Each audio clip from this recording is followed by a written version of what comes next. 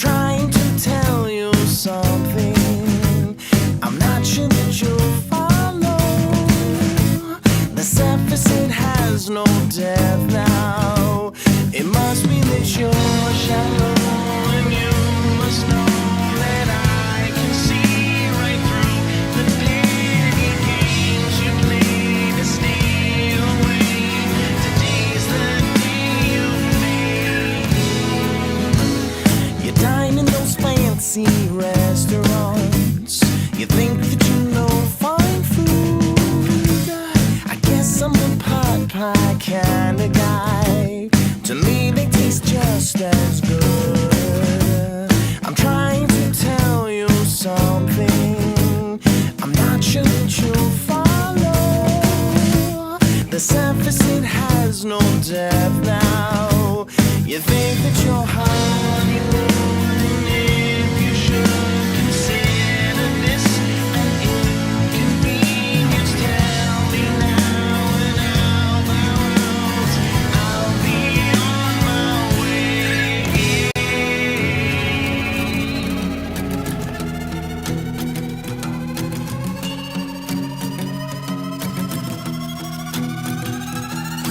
Karma tells me it's not right, but there's something that just can't find. It's you, babe. It's you, babe. I know I may not be your speed, an ordinary Joe. Indeed, that's me, babe. That's me, indeed. I love the taste of cool, fresh air. It's safe to say I've been there. The clouds in the sky. Tell me you notice them.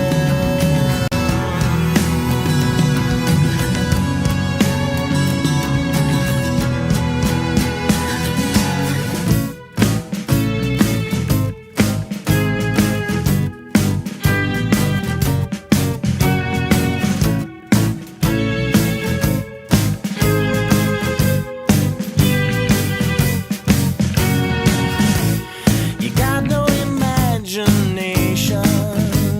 Is that something you might see? To do unto others, they say.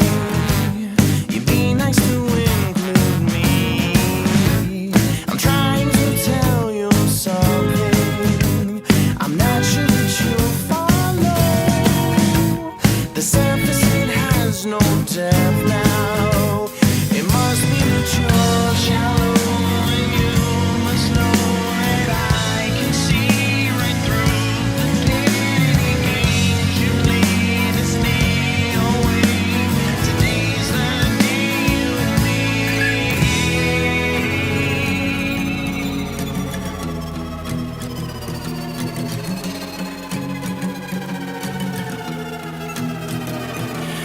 I love the taste of cool, fresh air. It's safe to say, and I've been there. That's you, babe.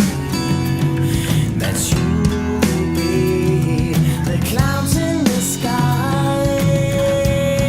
You tell me you'll notice them. Tell me you'll notice them. Tell me you'll notice them.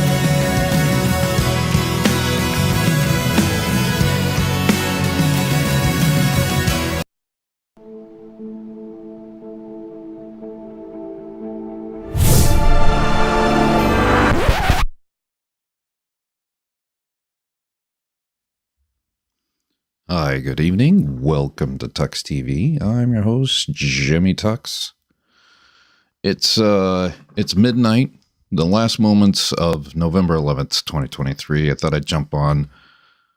Several were on earlier. Nitty just got done, and I had him in my ear, but I didn't have my computer in hand, so I thought, well, we'll just go with this. We'll just go with the Jimmy. See what's going on. That's about it. Early this week, Doug over at Pine Creek had somebody who's near and dear to the hearts and minds of most of my listeners and followers and the Nitty and the Marguerite community. And I don't know if you missed it, but I thought I would share it with you. And let's see, that's not what I wanted to do. This is why I can never have nice things. One man show here, one man show, folks. There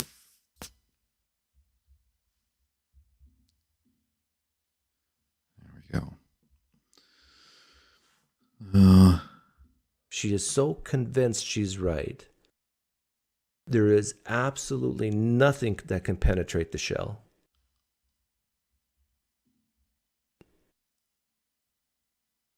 That's why I went into the technique of a third-person vantage point. She couldn't even pretend she's Bridget.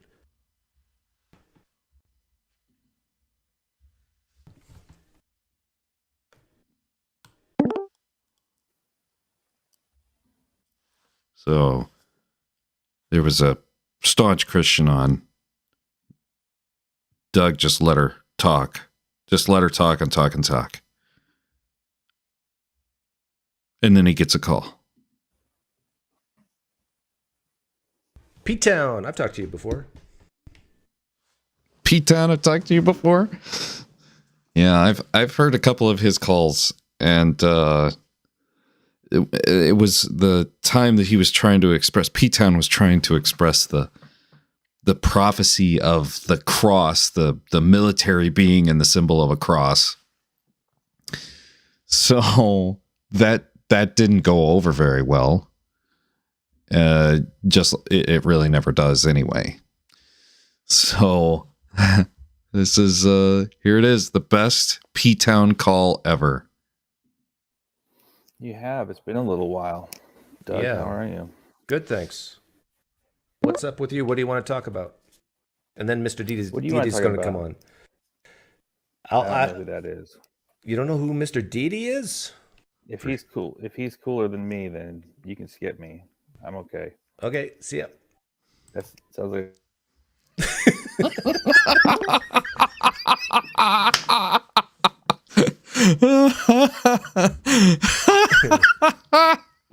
Hey, Doug.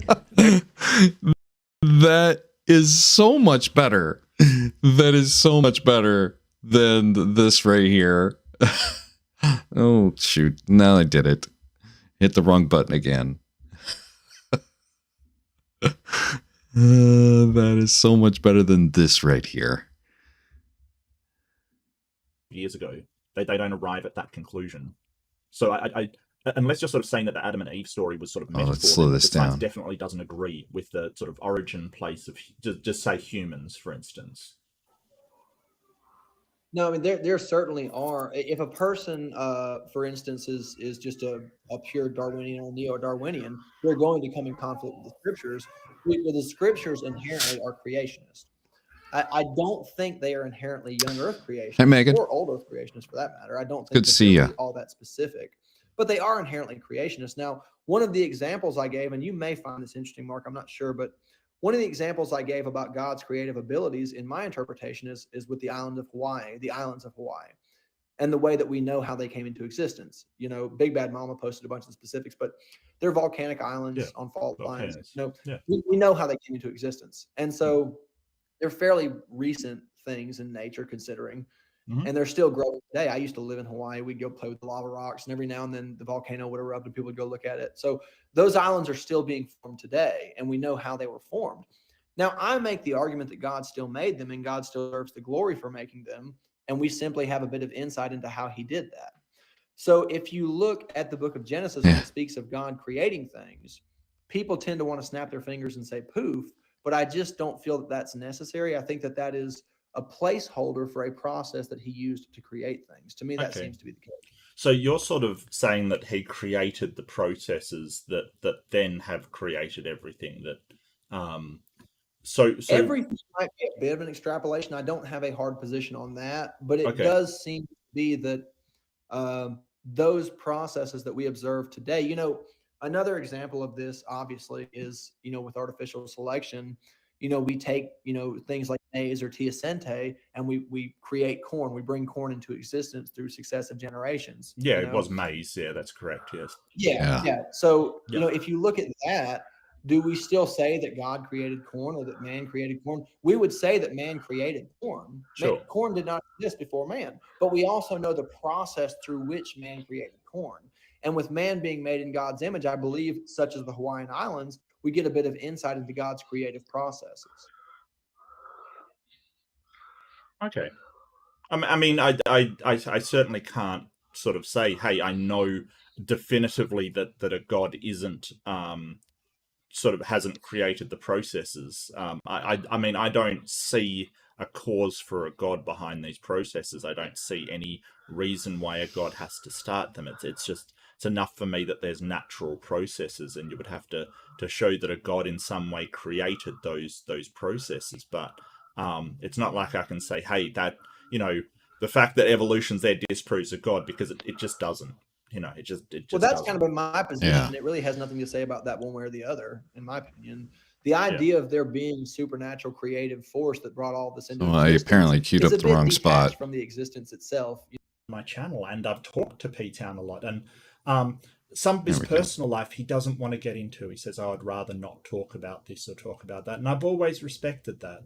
He kind of pestered me on my life today, and I feel like that's kind of something had nothing to do with what we were talking about. So yeah, I think I don't I don't really want to engage with P10 anymore. I'd rather engage in someone in good faith, and show me the respect that I'm showing somebody for saying, hey, I think you believe what you're saying you believe, and I'm not attributing motivations besides you believe it and are advocating for what you believe. I mean, I could run around saying, hey, this person runs a channel because they just want clicks and views, and that person is just trying to do this and that and the other. I generally don't. So, yeah, I think my time in the P-Town is done, and I don't really want to discuss anything else with him. He keeps saying he apologized, but how can you take an apology serious when he does it again? Again, I want to reiterate, I don't want anyone to bother him. I wish him the best. I hope that he finds everything he needs to from his faith or wherever he finds it. I just have better things to do than engage in a petty squabble over what my motivations are and how my tiny, insignificant channel is trying to, rule the world or something. I really don't know. But yeah, apart from that, it's quite an interesting discussion, actually, and quite interesting about Christian's theology and what he believes. I've thought about it a lot since I've talked to him, and I think there's some problems with it. I think there's some issues there, but I really want to make some time to talk to him again. But while we're here, yeah, thank you so much for joining me, and let's get ready to rumble. Well, where'd the water come from? Well, the Bible says it came from the came from under the crust, and then it receded and it went back to where it came from, and also it was suspended in the sky. And it's the whole story is crazy. Let me welcome Mark real quick. Sorry to interrupt. I just wanted to sort of add something that P-Town, you were sort of saying it's a slippery slope, and that's literally a logical fallacy. Everybody, no matter who they are, takes some stuff out of the Bible as metaphor. Yeah, there are quite a bit, but to me, Doug is actually making things better. There's some of the upsetness is, I don't know. There's a part of Doug that, I can see that he's getting bored with just being the typical atheist SE, street epistemology professor to us all, and wants to go a different direction. And, there's also a lot of things that I think Doug does that would make the community stronger, because they sometimes have to face facts. It's not all rainbows and roses. But yeah, I think he has said some things that I definitely don't agree with. And he's done a little bit of shakeup in the community as a result. But he doesn't care. I mean, he does this for him. He doesn't do it for me. He does everything he does is for him. And I can understand a lot of the things that he says and does are for the betterment. Steph, let's see what she says here. Not for trans people, for trans children. He does not believe trans. Yeah, I don't understand what he stands to gain by being as staunch as he is on it. To me,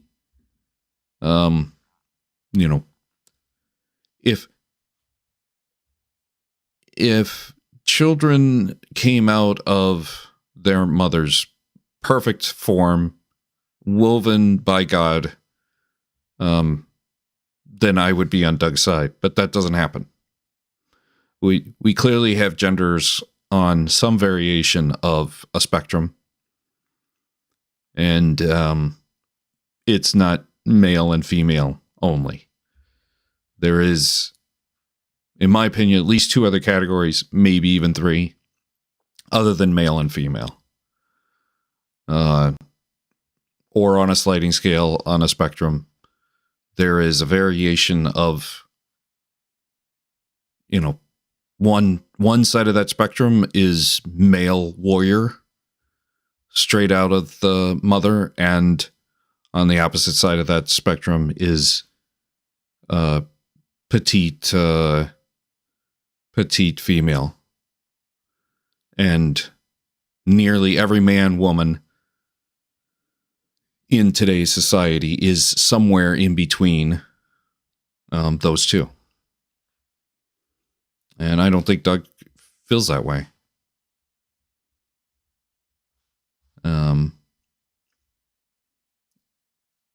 So, let's see what P-Town has. Or hyperbole. It doesn't matter who they are, because like the Bible says that there's 4 corners of the earth.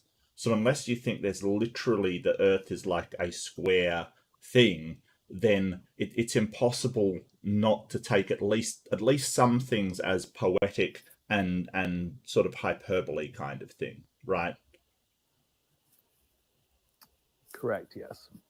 So I don't see why, if you say, well, 4 corners is just, poetic language to sort of say, sort of, the ends of the earth, if you will, the far-reaching places of the planet, why that's not a slippery slope, but sort of Christians saying, hey, the flood covering the earth may be poetic or hyperbole, all of the earth kind of thing, and that is a slippery slope. I don't get that, so maybe you can explain that. I just think that at some point, just like in everything, there's certain lines that need to be drawn. I mean, when it starts to contradict Scripture, is where I take a stand. But that's up to interpretation. Sorry, go ahead. But again, I wanted to preface though before Mark read, because I want to go back to how, like, honestly, the electronic world that we live in kind of changes things. But typically in the real world, this is a conversation that I would have with Christian Pike privately, and it wouldn't be necessarily exposed to atheists, because it's not a prerequisite to being a Christian. And the amount of faith that you have to be a young earth creationist in this world is, I mean, ultimately I believe in miracles, and I believe in a giant opposition. And we're talking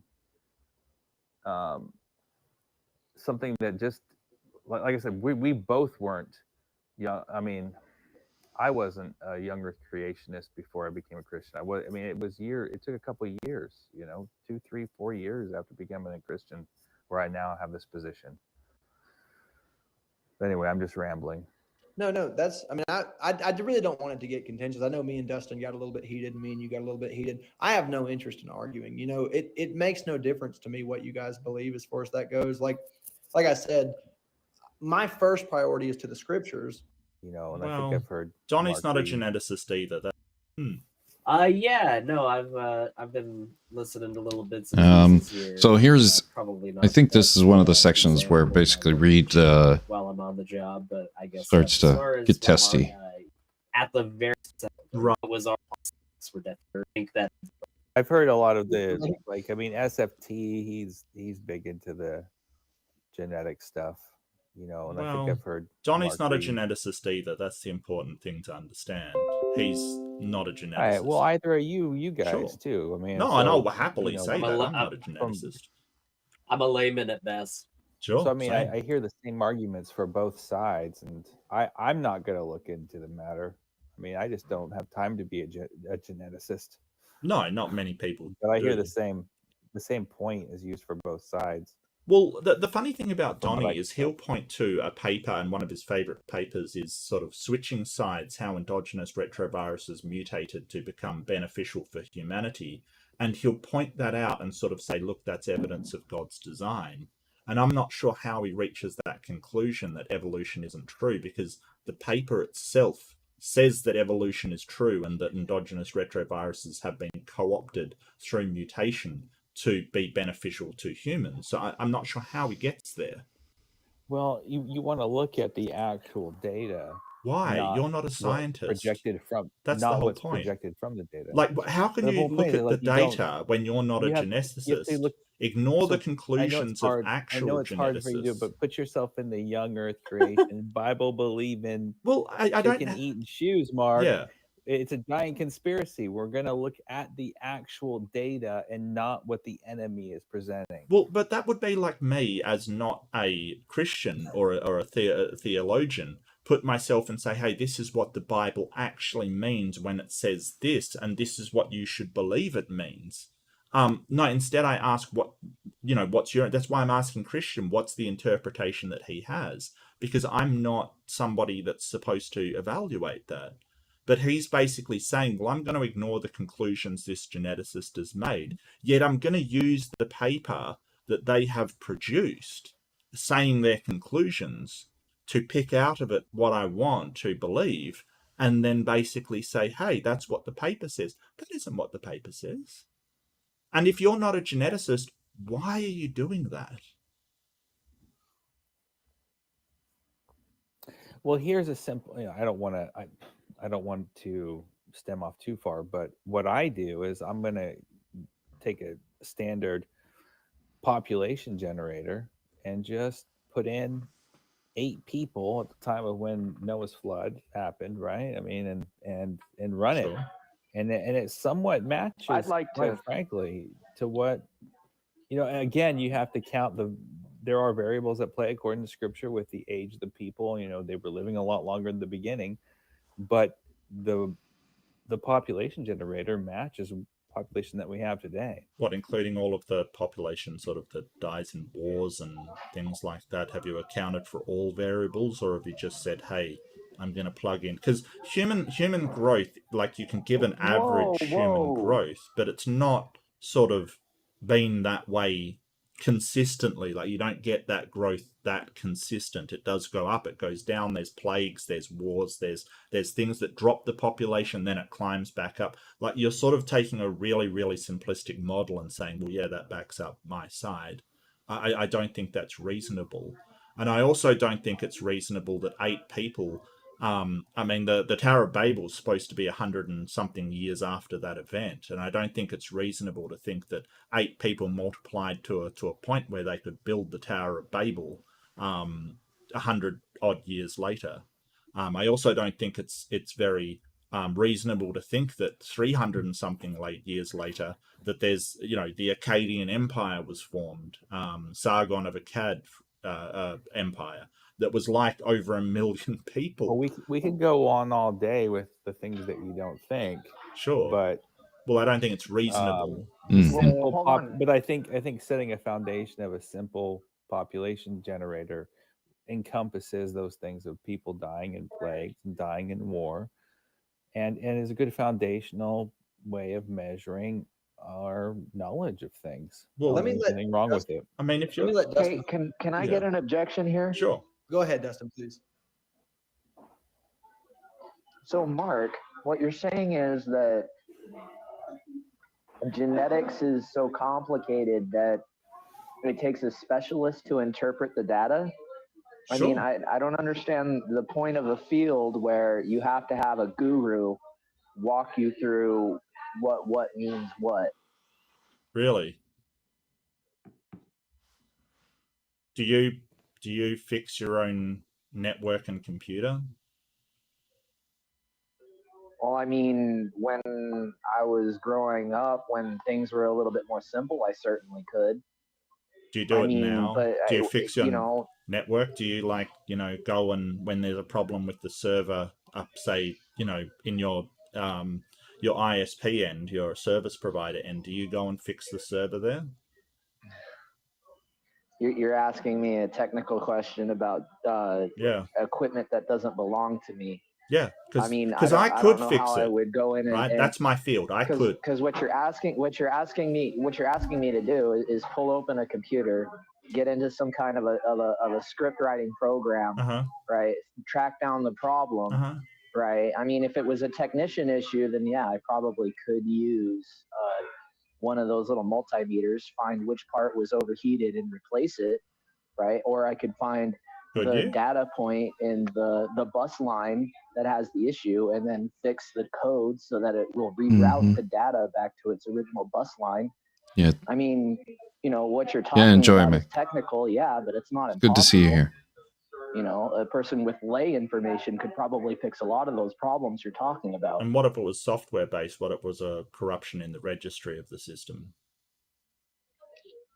Then I would have to have a backbone on the source code, wouldn't I? I would have to have someone who knows the original source code so I could reboot the system. Well, no, what you'd do is you'd get in a specialist because they know what they're doing, is really the point that I'm trying to make. Isn't that what I just said? Yeah. So the reason why is because we can't learn everything about all fields. We can't. It's impossible. And then sort of what I'm trying to get across to you is, even though that was my field before I started doing YouTube and stuff, like I could probably fix a server from an ISP, but that's because I was trained in it. We can't, like, I wouldn't know how to fix a car, right? I'm useless with cars. I've got no idea how they work, okay? I would be absolutely and utterly useless in that sphere. Except if it was dealing with some of the software, maybe I could figure it out. It's irrelevant, right? The whole point is... Wait. Are you... Can I please finish? You're no longer working? Can I please finish? Can I please... YouTube? Can I finish? Can I finish? Well, we get it. Like, you're... Sure, Mark. We get it. No. I'm just saying that's what I studied before I came on to you. It's kind of irrelevant, P-Town. I don't see how... Are you retired now? No, I'm not. No. Oh, okay. Okay, I just don't have... look... So P-Town has a way of almost making things up in his mind. And I don't quite understand it. Like, the many conversations that I've had with him, and the last time I talked to him directly, he somehow thought that I wanted him to worship Satan. In all the conversations I've had. And I don't understand how he's gotten to that conclusion. And he's unwilling to just answer the question directly. How did you come to that conclusion? And I'm not sure if it was on my channel, if it was on with Nitty. I was on with Nitty, I think. I was studying, look, that's my field, okay? That's what I worked on. I worked on IT on phones for many Yeah, I did too stuff. Years, okay, so thought this was pretty fascinating, at least compared to, yeah. But Doug's, oh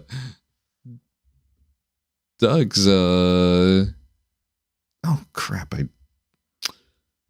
keep hitting the wrong. I'm just the worst today. Hi, Steph. Your day will improve. It is very young. The day is very young. If he's cooler than me, then get me. I'm okay. Okay, see ya. love that. So you enjoyed this chat too? Oh yeah, very much. I thought it was really quite good. I thought Mark acquitted himself beautifully. I thought Father Chuck's take on Adam was one I hadn't heard before. I thought it was very interesting. Very. Did I skip over that? Is it in this section? I don't remember exactly where it is, but it's in a colloquy that Father Chuck and P-Town were having between the two of them, and P-Town was taking the fundamentalist take about P-Town. I don't see how. Are you retired now? No. Like, I don't remember exactly where it is, but it's really interesting because what his theology runs toward this flesh. Mm-hmm. Is that God created Adam. God did create Adam, but this flesh is not Adam. Adam was the ideal that this flesh will be replaced with come the resurrection. This flesh will be replaced with what? Our spiritual being? With the human being that God created, the mud man that God created. It's very fascinating. It's an interesting, I mean, it's pretzel logic. To my way of thinking, because it's trying to accommodate the story. No, I'm not. 135 there. Let's go to here. Released over the radioactive decay of all of these elements. I think it was Creation Ministries had the Heat project. I think the Rate project. I'm sorry, the Rate project that sort of tried to find an answer to that, and they simply couldn't. So it's kind of this. Well, it's a problem, but we're going to rely on some answer that's sort of yet unknown to solve it, which is a really weird position to take. Well, that's one reason I wanted to say that was because I'm of the opinion that the Bible is not against these natural scientific disciplines. I don't accept that.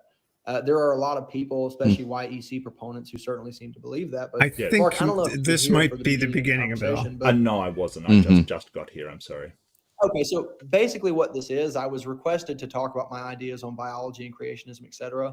And I don't know how much me and you touched on this when we were speaking, but as you know, I'm a big admirer of Richard Dawkins and the work that he does and things like that. And so I love to think about this kind of stuff. I love to consider the changing morphological world and the adapting world. And as a Christian, I interpret that as a much better kind of design than a stale design that can adapt.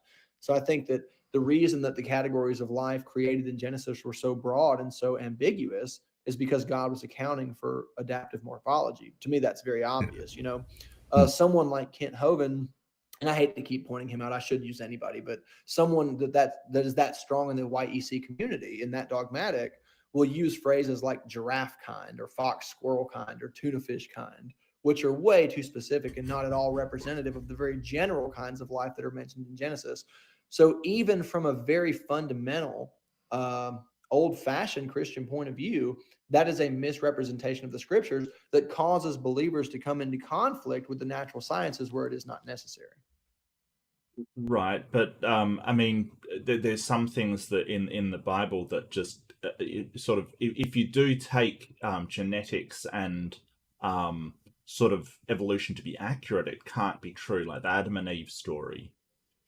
If you trace back the genetic lineages of humans, that they do not arrive at sort of one man and one woman, even tens of thousands of years ago, they don't arrive at that conclusion. So I unless you're sort of saying that the Adam and Eve story was sort of metaphor, then the science definitely doesn't agree with the sort of origin place of just say humans, for instance. No, I mean, there certainly are. If a person, for instance, is just a pure Darwinian or neo-Darwinian, they're going to come in conflict with the scriptures. the scriptures inherently are creationist. I don't think they are inherently young earth creationists or old earth creationists for that matter. I don't think that they're really all that specific, but they are inherently creationists. Now, one of the examples I gave, and you may find this interesting, Mark, I'm not sure, but one of the examples I gave about God's creative abilities in my interpretation is with the islands of Hawaii. Yeah. And the way that we know how they came into existence. I've already been here, though. You've been there. It's beyond they're this. volcanic islands on fault lines. No, Yeah. we know how they came into existence. And so they're fairly recent natural processes, and you would have to show that a God just well, that's kind of been my position. It really has nothing to say about that one way or the other, in my opinion. The idea of there being supernatural creative force that brought all this into existence is a bit detached from the existence itself. That's always been my position. No matter what we did or did not discover about the laws of physics or the laws of nature, I really don't think that has all that much bearing on whether or not there was an intelligence behind them in the beginning. I just think those are two disconnected thoughts. Well, yeah, I mean, sure. Like, I get what you're saying. But it's sort of really what I want to focus on is going to something like the Adam and Eve story in the Bible kind of thing. That was the original question, whether that story is in fact, whether it's metaphorically true by your standard or whether it is literally true. And that's an important distinction, because while one sort of is, well, if it's metaphorically true, you can match it to almost any sort of scientific discovery and scientific evaluation. That's fine. If it's literally true, then the way that we just does not mesh with our understanding of genetics, where humans came from, and all of these scientific fields. So really what I'm asking you is whether that is like a literal story or a metaphorical story, and what that means for you. No, that's a good question. That's probably the question a lot of folks have been wanting to ask me all night, Mark, to be honest with you. I'll tell you this. It's a bigger question than I think that we realize, because in the book of Genesis, when it speaks about the creation of man, that idea of man is taken for granted that this is what they meant. I have quite a bit of theological belief that counteracts that.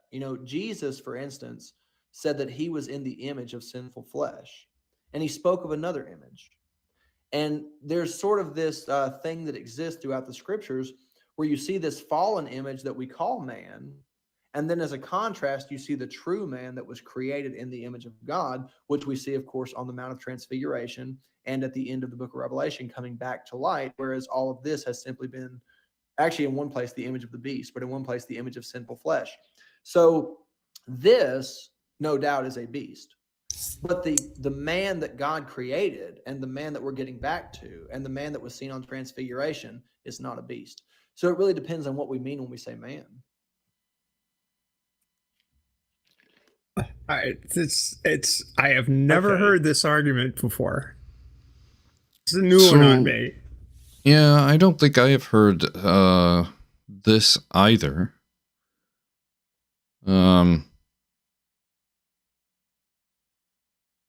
But I mean, what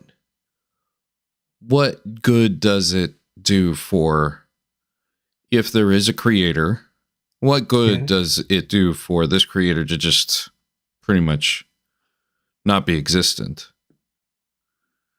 in any capacity? Because basically my presupposition is the biblical story we have is kind of leached from various other creation stories, from various other gods, from various other civilizations from long ago, with those gods being leached from were some variation of a statue or statuette. And those gods were given an opportunity to be turned invisible by Abraham or whoever the original writer perceived making trinkets, statues, and statuettes invisible. And what we see in the Bible is a story to jump from the previous gods that people are familiar with to the invisible God we now see, that we are familiar with in modern day. And to me, that's the evolution of everything. To say that there was a real live entity that created us in a different form, but we've screwed that up. That form is now gone and absent from us, and we're going to get that form back someday. You have to believe that there is an actual God instead of just a literary God. Well, sure.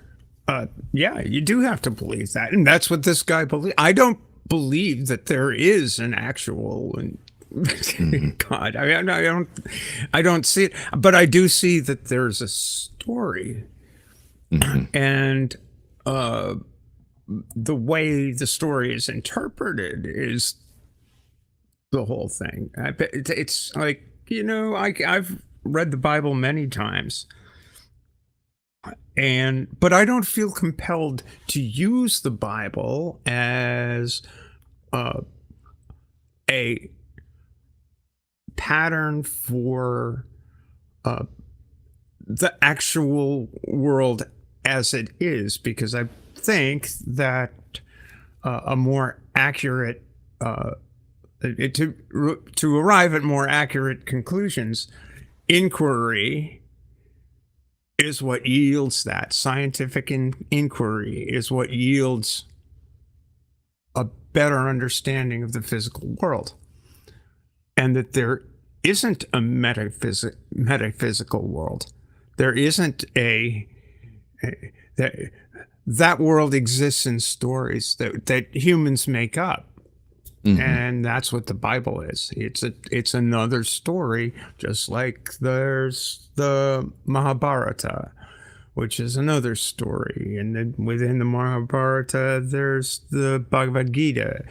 And then there's the Ramayana. And then there's all sorts of stories about creation, about gods, about human morality, about what a just society looks like, and in all sorts of different traditions, oral and written and whatever.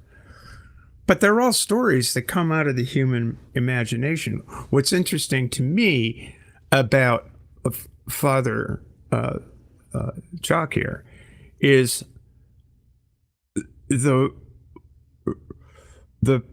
pretzel logic that needs, wants, desperately desires the story to have a linkage in fact, when it doesn't seem to me that that's at all necessary. I mean, I think it's completely possible to take the story as entirely metaphorical, except insofar as it's a cookbook for establishing rules and regulations around how to conduct a life. That's the funny thing to me. But anyway, this guy's take on Adam is like, well, yeah, it doesn't make any sense. It can't possibly work in conjunction with the demonstrable truth of evolution, as the evolution of species by natural selection. That it's incompatible. So what he has to do with the biblical story of Adam is not take it literally and view Adam as like a sort of representation of the ideal human. The ideal human, made in the image of God, is a piece of that Godhead,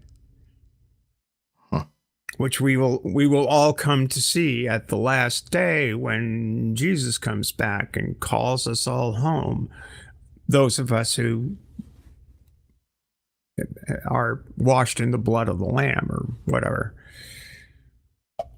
But he's devoted to that. He's devoted to that religious tradition, and he will bend it around to suit his concept of what God is, which is what everybody does. So let me give you this take here on a rabbi here that I found interesting. I found this one a few years ago and saved it because it debunks the way I used to think when I used to think that there was still such thing as gods and devils.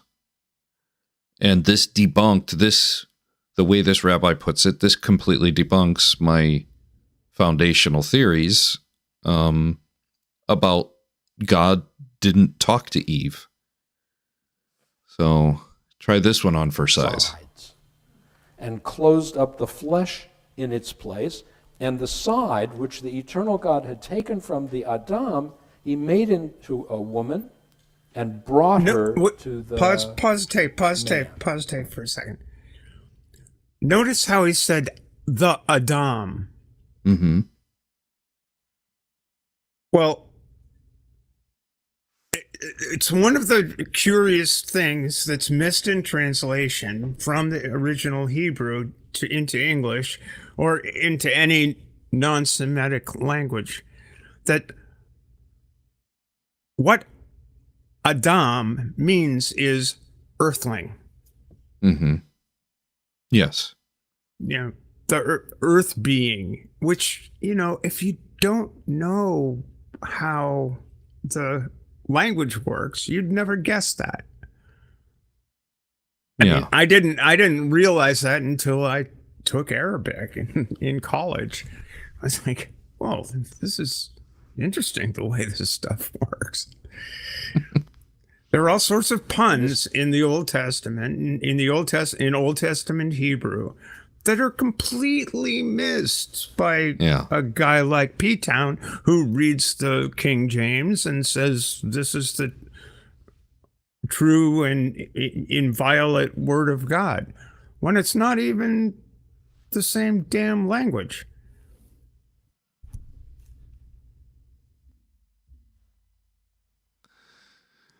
Take with Lizard indicates that the original was in God's image. God has 4 arms, 4 legs, 2 heads. I like it. Yeah. Yeah. It's a good observation. And yeah. Or at least is a double wide. Yeah, there you go. This is one of Roll the the rabbi. Adam, it's still the word Adam, but now we're talking, it has to be understood as a man. Here comes the woman to a man. And the Adam said, this now is bone of my bones, flesh of my flesh. She shall be called woman because she was taken from man. And you know how that works in English? Yeah. Well, in a strange kind of way, it works the same in Hebrew. In Hebrew, the word for man is ish, and the word for woman is isha.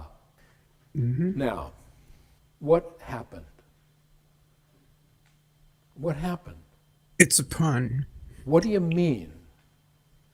God took the side of the man, fashioned it into a woman, brought her to the man who looks at her and says, this is flesh of my flesh and bone of my bone. If you take that seriously, literally, this is bone of my bone and flesh of my flesh. Why? Because she was already there. Mm-hmm. Where was she? They were attached side by side. Why couldn't they meet each other? Because they were attached side by side. If you're attached side by side, you can't have a relationship where somebody is over against you. So there had to be some notion that the first Adam was created masculine and feminine, a two-sex being. And the man is finally anesthetized. The woman is cut off. What was joined is now unjoined, presented front-wise And it's like, oh. And then you get a remarkable statement. Therefore shall a man leave his father and his mother and shall cleave to his wife, and they shall be one flesh. I'm convinced that this is one of the places that really reflects the storyteller's setting, because it really doesn't fit in the story. It's like an additional comment put in at some point by a storyteller, and then it's told again the next time it's told. Now that line is in. So I'd be convinced that the storyteller is telling this story to a community, and somebody in the community is going to get married tomorrow. And so he looks at them and he says, therefore, a man and a woman, and they get married and they become one flesh. It's like a little sermon in the middle of a story. And then we get back to the story. And they were both. There you go. So even there, it basically is admitting that this was storytelling. Yes. That if the creator is a metaphor and the Adam and the woman, the earthling, is how you tell stories, that it's another way to look at it. So it cooled my heels a little bit that there was a such thing as the devil, but with all my knowledge and research that Jesus and the devil are pretty much one and the same, that still holds. I can still weaponize that against the Christian, against P-Town. Well, you can't hold anything against P-Town. You know, he has a remarkable ability to like almost get confused. Instead of using his cognitive dissonance, he just gets confused and then fills that gap obviously with something else, maybe. Yeah, he dropped by my place a few days ago, and it's, you know, he had to leave eventually. It's just enough. Again, I don't really care to engage in counting the number of how many angels does it take to make up a chorus line headed for the Pinhead stage. I really don't. You know, it's just all the philosophical stuff. It leaves me cold in a lot of ways, except for this issue, which is to say, where do these stories come from? They come from the human brain. They come from inside of us. Yeah. And they're there because we have always been a curious and scared species. Scared of what? Scared of death. Yeah. Scared of not really knowing. It's like one of the biggest questions. I mean, what's her name? Ayan Hassan Ali just converted to Christianity after being a absolute rebel against the Islam that she was raised in. Today, she released an article, "Why I'm No Longer an Atheist." And you know what her reason was? It's because she couldn't find meaning. She couldn't find meaning, huh? Yeah. She couldn't find meaning. Yeah. I mean, I think it's a dodge, but that's just me imputing. Me imputing is like, oh well, this grift didn't work out. I'll try this one over here. But that's just a nasty thing to say about somebody, and I don't want to do that. Well, I feel like that's what she says, and if you take her at her word, I think that's profound. I think it's sad. Yeah. Well, we in the atheist community, at least in the circle that I hang around with, look at the Lee Strobel type of effect And there is a huge amount of money to be made if you're willing to do it. Once, like, if he was an investigative reporter and he started looking under the layers of the onion and got to, a simple point that I very much believe that the drawing a blank on the apologist, Kenneth Copeland. I firmly believe Kenneth Copeland is doing this as a business opportunity. Lee Strobel is doing this as a business opportunity. When Creflo Dollar does his call for money, he knows, in my opinion, he knows how the scam is worked, how to work it perfectly, and to celebrate on how well it works. And to me, I could totally kill it if I'm willing to just say, my mom reconverted after not being a Christian for the majority of the last 30 years recently. And my mom convinced me, my mom wants me to be in heaven with her, and she's at the end of her life. And I just couldn't bear to not go along with her. I want to be in heaven with my mom. You familiar with this story, Brideshead Revisited? That no, I don't think so. Lord Marchmain has a deathbed conversion. There's always this deathbed conversion stuff. Atheist all his life. It goes back to the faith. It's a pretty damn good story. But again, I'm fond of stories. I enjoy the Mahabharata more than the Bible, just because it's a better story. It's longer, but it's a better story. Yeah. Like, I do feel like I could Lee Strobel myself a pretty good living. I'm sure you could. I could totally. I just saw a clip earlier today of Greg Locke doing the Starbucks thing on, I think, Dan McClellan's channel. Really?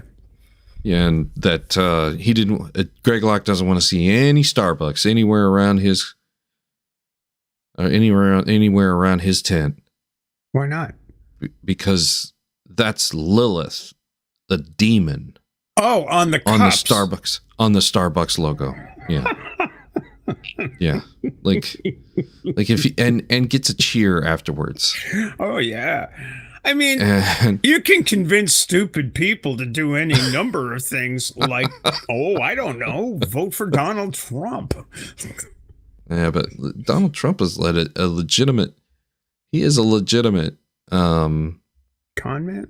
Yeah, a legitimate con man, but he knows. There's a quote by Seneca that is, hopefully I don't butcher this too much, but religion is for the common folks, or well regarded by the common folks. To the wise, it's foolish, and to the politician, it's useful. And Donald Trump exemplifies that quote, in my opinion. Oh, I'd agree with that. I definitely agree with that. I mean, it's like, you can, if you have no devotion to your ideas having integrity, or even yourself having any integrity, you can make a fucking fortune. Oh, definitely. It's like it reminds used me car of, dealers. There's a reason used car dealers are. I'm sorry, man, but not to be a jackass, but there's a reason. It's like sell ice cubes to Eskimos. I mean, there are tons of people who can do it. Yes. Yeah, I am a used car salesman, by the way. Full disclosure. That's why I knew that. That's why I'm not trying to be offensive. You know, I think used car salesmen get a bad rap, to be honest. I know this. It is far more honest than a lot of businesses that I have been in. I was in textiles for a short while. If you want to talk about a dishonest, I mean directly dishonest business. Oh, baby. I've been in the needle trades my entire life. So yeah. I would put just about the worst fresh out of jail convict car salesman up against your average textile and see who comes out on top. Because yeah. I could not believe how they were like, you're a car salesman, you'll be fine. And I only took the job because it was Monday through Friday. Well, I thought it was going to be a great opportunity. And, I get in there and they're like, well, yeah, I just tell them, it's approximately 350 to 375. Well, it's really 200. Yeah. And so I had sold some to a friend. I'm a family friend. I was like, yeah, they told me it's like 350 to 375. So they literally paid somebody to count the pieces that they were sold because they sold them by the pound. Right. And I was like, okay. And another thing that they would do is they had a system to sell the first 3 shipments as a 50-pound box. And they would drop it off. And then after about the 3rd shipment, they would change the part number to 45 and they would cut 5 pounds off of it in a slightly smaller box, but fill it more to make it look like that's how they did it. This was common practice. Hey, you mind if I start streaming this to my channel? Oh yeah. Go ahead. This thing here. Does Restream have that? Yeah. I did not know that. Yeah. Well, there you go. I can I do did it. not. I can do it. Yeah, I don't mind. I'm not monetized. Neither am I. But you know what? Yeah, I'll help you. You help me. That's the way that works. Yeah, you've got more subs than I do. You're just like moving along. Well, I'm just doing it. Well, let's see. I got title. Ouch. Sal dumps Rebecca. What the fuck is that all about? Edit. Yeah, Sal did dump Rebecca. Title. I don't believe. Oh yeah, that was me and Jay. I don't believe you. You signed Atheist best town ever. And it's like, whatever. That's fine. Yeah. I don't know. Oh no, I don't need to add my channels. I'm now streaming. We are now co-streaming. I'm sitting here late at night on the early morning of nearly for Tux, the early morning of the 12th of November. I'm in 1 a.m. right now, so I'm only 1 hour behind Maine. Oh, you're one. Okay. Yeah. I'm only 1 hour. Yeah. So it's one. Late. It was it's late 1 in the here. evening. And here we are talking about all sorts of stuff. We've gotten way off the original topic. Stephanie, let's start some rumors. I mean, this is a perfect opportunity. We Rendez Vazed in Fort Wayne that one time, so we did indeed. Oh, I could actually. I don't think you were in this picture, but let me. I didn't stay at that hotel. Get rid of. I stayed downtown Fort Wayne because my favorite pub is Henry's, and I stayed at a hotel that's 2 blocks from Henry's. To find the right background here. Because I knew I wanted to crawl home from Henry's that night. Yeah, okay. Oh, here. Right there. Drink. Ladies and gentlemen, the Atheist beautiful. Last Supper. Here, let's give you the full screen here. Yeah, it was quite a gathering. There were 13 of us in an Italian restaurant, and we got the waitress to use Thomas Westbrook's phone to stage hilarious. this picture of the Last Supper. Was that Casamari? Yeah, I think so. Yeah. Yeah. I actually used to work at that restaurant. Really? In Fort Wayne, yeah. I was a bartender there for just under a year. I worked mainly at another location that they had that's been long gone, but yeah. I see. I think I recognize everybody there. I can't remember the guy and gal who were behind Dr. Ben and Thomas and Godless Granny. Don't remember those two. I didn't meet her, I don't think. I don't know who's in the black next to. Yeah, I don't know. Here, let me full screen this. I don't remember who the guy in the black is. I do remember her, though. I think I had a very small conversation with her. I can't recall their names. Yeah. I know who is she associated with? Because she talked to John the Skeptic for a few moments when I was, because I kind of hung with John. Because I'd had a Zoom call with him a time or two. And then I hung with Nitty as well. In fact, I took him to another Italian, the same, if it was Casamari, I took him to lunch at the Casa, because the one that was across the street from the Coliseum was closed on a Sunday, so I took him to one that was about 10 minutes away, like northeast of the Coliseum, about 10 minutes away. Took him there. Anywho, that was a great event. It was a lot of fun. That was. I wish I could have gone this year, but I heard it got canceled. It did. I don't know if it was it was supposed to go down in October of 2 years ago originally, and then COVID kind of messed with it. It was canceled because of COVID, and then it was rescheduled for, I think, June the next year, and that's when I went.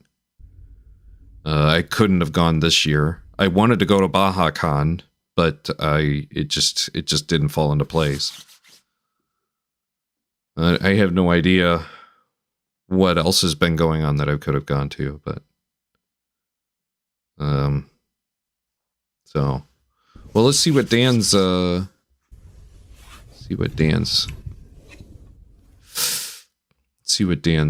to say about Greg Locke.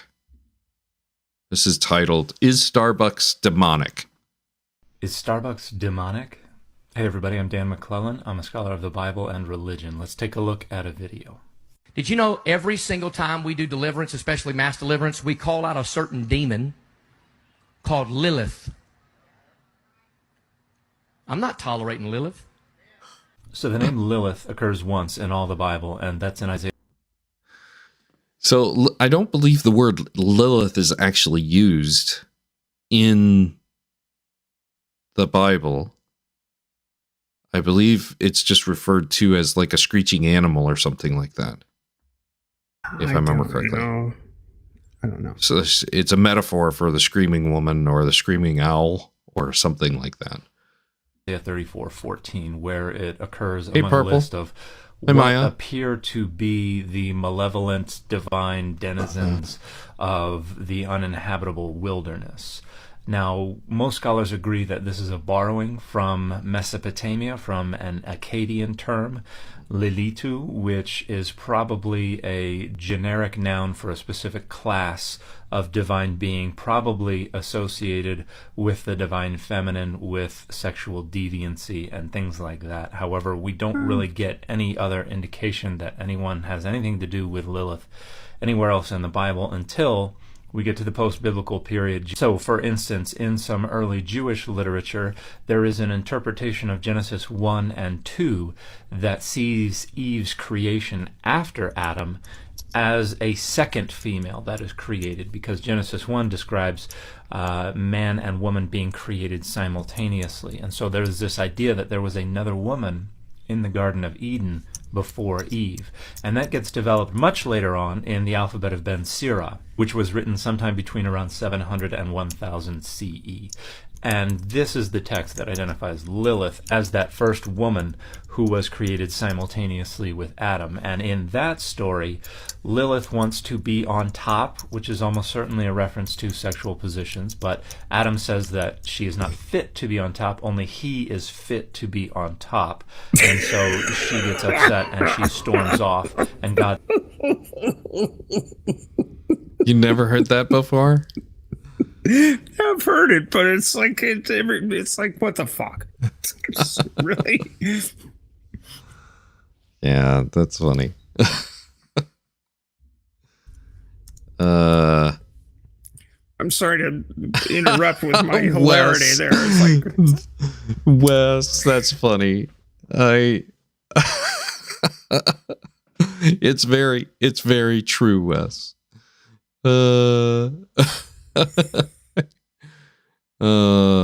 Yes.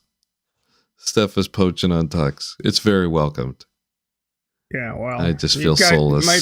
My peeps are now your peeps at the moment. Anyway. Wes, that's not what I thought you meant. I thought you meant something completely different. That's funny. God sends 3 angels after her to bring her back, and these angels are named Senoi, Sansenoi, and Samangaloth, and they tell Lilith that she's got to come back with them. She says, no, I'm going to go be a demon that haunts men during the night, associated with sexual deviancy, and then also afflicts newborns with illness and with death. And she explains that the only way that she's not going to have power over newborns is if they have an amulet on them that has the names of the 3 angels inscribed upon it. So what's known as an apotropaic amulet, or an amulet that wards off evil. So the story is likely an etiology for the use of this apotropaic amulet to try to protect infants from Lilith. But here is the entry on Lilith from the very, very handy Dictionary of Deities and Demons from the Bible. So from this day moving forward, okay, in our office, on this campus, but especially in this tent, what about in that guitar? I do not want anything that carries the Starbucks logo on this church property. Listen to that cheering crowd. No. Oh my.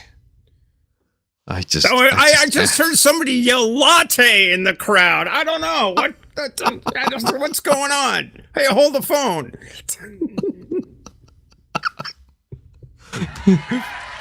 Listen to that crowd cheer. You hear me? That is Lilith 1000%. I've studied it. It is a demon. It is sexual deviance. The Starbucks logo has absolutely... It just cracks me up how Greg Locke and Pastor Vlad do their demon shtick. Yeah, wait a minute. I want to know who brings the coffee to the tent for Greg. I want to know. Purple just said he must be invested in Caribou Coffee. It must be. It's like, wait a minute. He's just found another scam. He bought a franchise a quarter of a mile away. Yeah. Threw it in.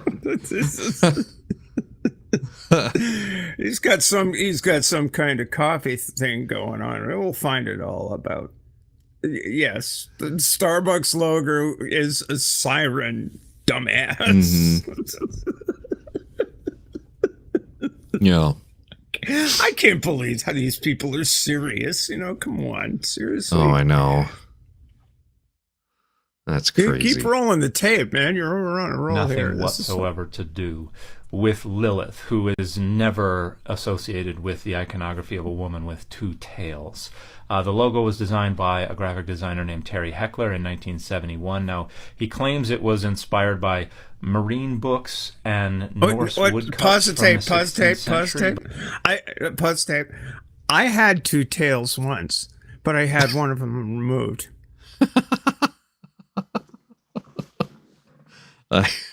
Matter of fact, this is the 21st anniversary of having said tail, in a manner of speaking, sort of transformed. Yeah. Well, just so you know, I love BMW's stuff. Really? But I'm not a huge fan. Yeah, I'm okay. definitely not a huge fan of Audis anymore, just like you. Yeah, okay. But we wouldn't really have any woodcuts from the 16th century that could really be called Norse. Here's how the design originally looked. Regios, yay. So there's the Starbucks logo with two tails. We see some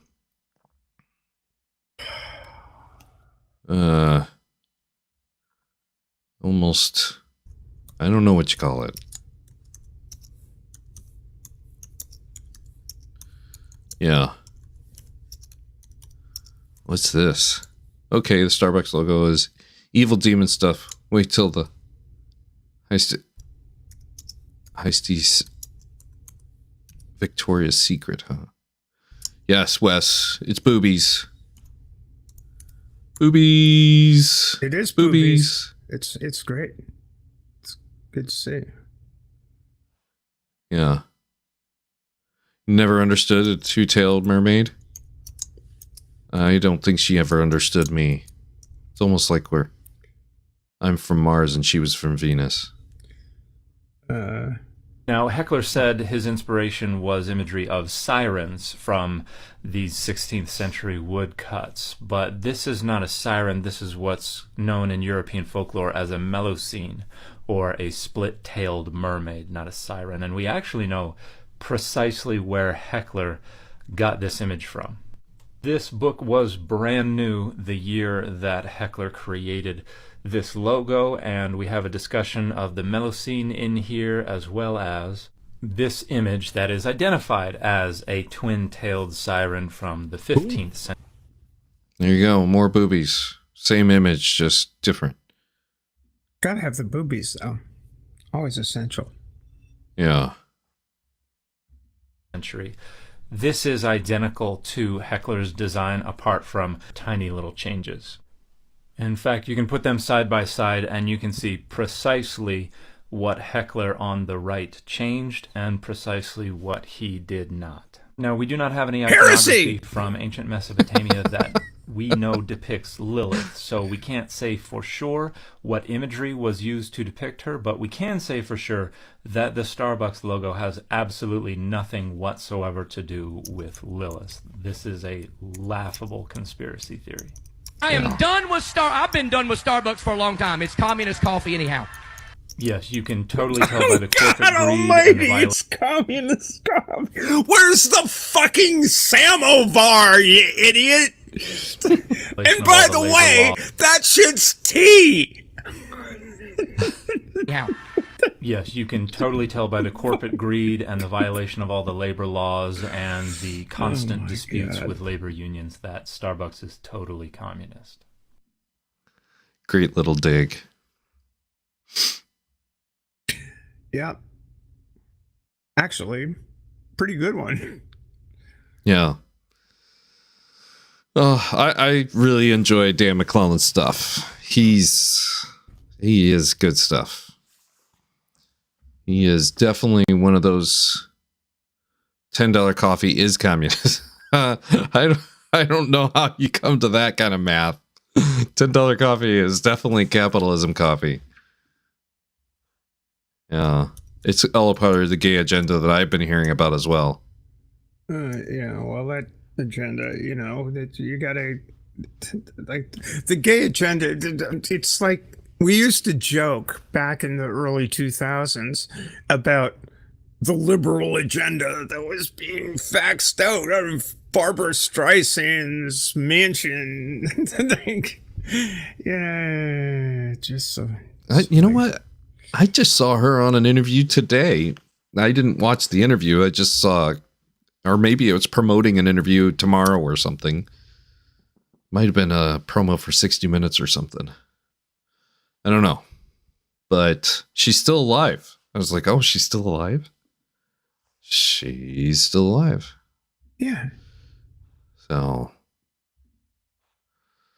you sending out some love? Oh, my coffee is communist. Coffee is also socialist since it's more than usually drink it.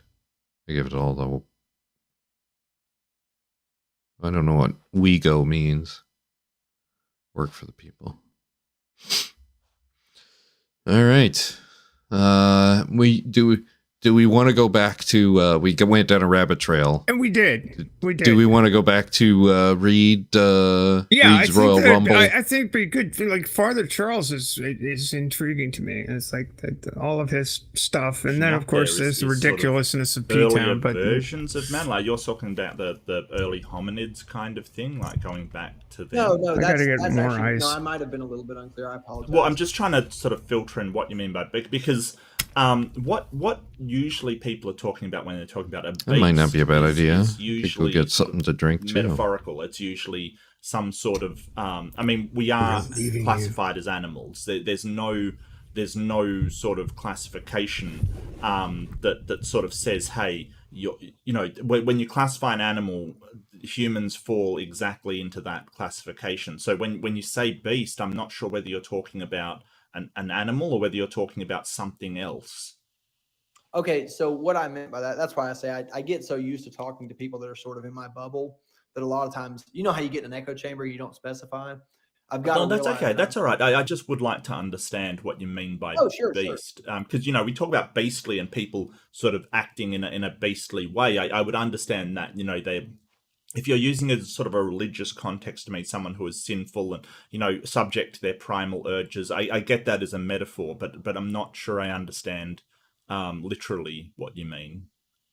Well, this, like the body that you and I are wearing, I don't know, you probably wouldn't acknowledge that you're wearing it because you don't believe in spirits, but in my terminology, the body that you and I are wearing is for all intents and purposes an animal. I mean, when Carolus Linnaeus went to do taxonomy and classify things, right, he was very disappointed that he had to classify man as an ape. He did not want to do that. As you know, he was a creationist and an adamant Bible believer.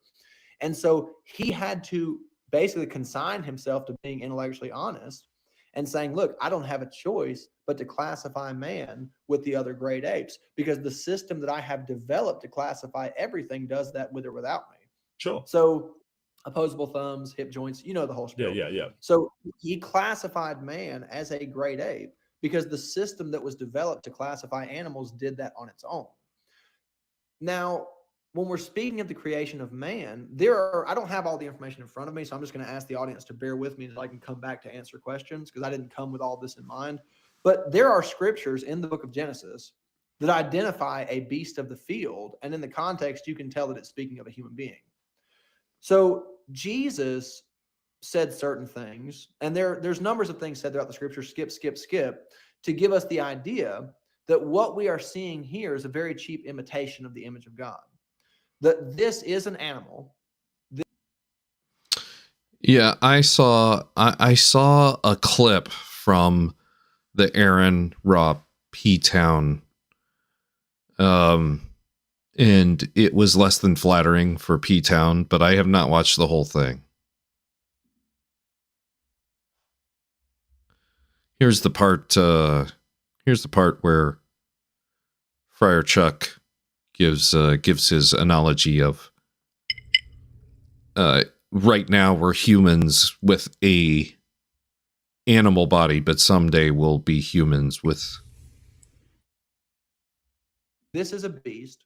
This is not made in God's image, not at all. And that there is another image, there's another body, there's another form, which does not share relation with the animal kingdom, which cannot be classified with the animal kingdom, which is a glorified form that this is an imitation of.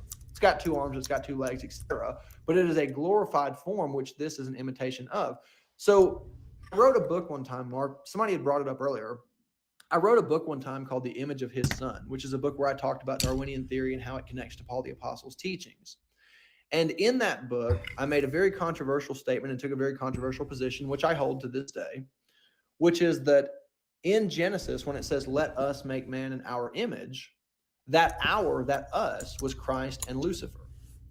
And so you see the glorified image, the thing that Adam was before the fall, the thing that Jesus was on transfiguration, the thing that all of us are prophesied to be in the end.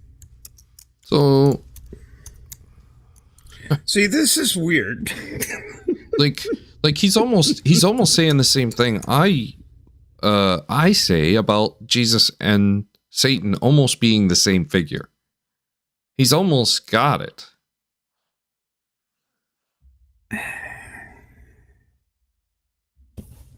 Huh. But okay, again, it's torturing the story to come up with something that lives in your. It's fan fiction.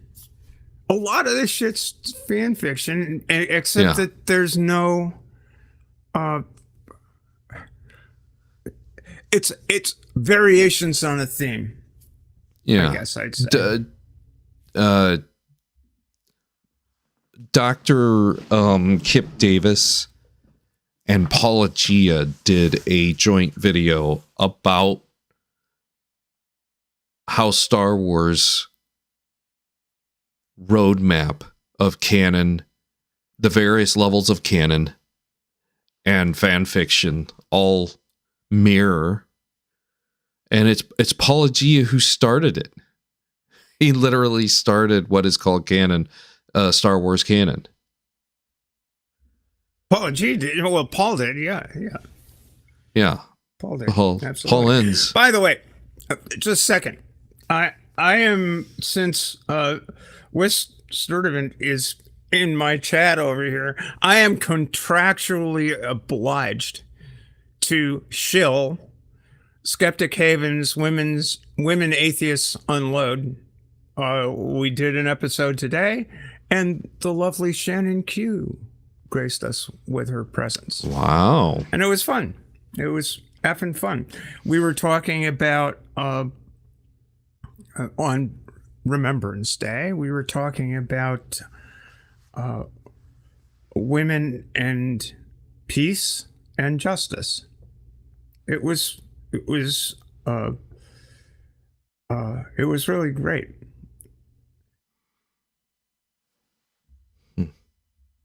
I'll have to check it out.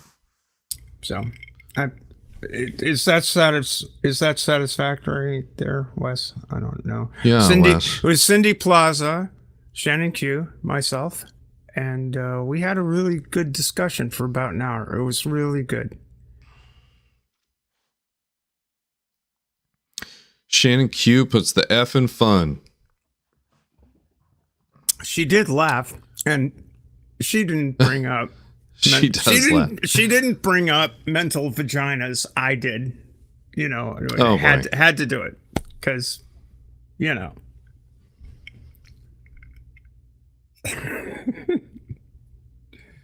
I think I was contractually obligated to do that as well. That's funny. Yes. Let's get back to the idiocy. Vaginas. Now I'm not going to be able to think about anything else but. If you hadn't caught that episode of, I think it was AXP that she was on, and a caller called in and was yakking on about, I don't know, it's just being a man can't be woman, blah blah, whatever. And she was doing the pushback. I was like, well, you don't know what I've got sitting down there. It's like, well, I do. It's like, well, you know, It's all in your head. You're thinking I've got a mental vagina or something. It's like it was a wonderful a peak moment in AXB history. Yeah.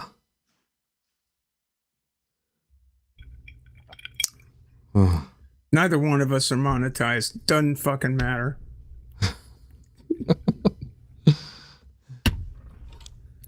That's funny. And that is not what I wanted to see. Well, let's go back to here. Do something. That was the true image yeah, of God. I know, it was right? a body, it was physical, but it was a glorified physical in the same way that New Jerusalem is a glorified physical realm. Whereas Lucifer, molded and shaped through, for lack of a better term, animal means, another image, which is the image that Jesus called the image of sin and death, the image of fallen man. And so we see these two things, one the image of God and one the imitation.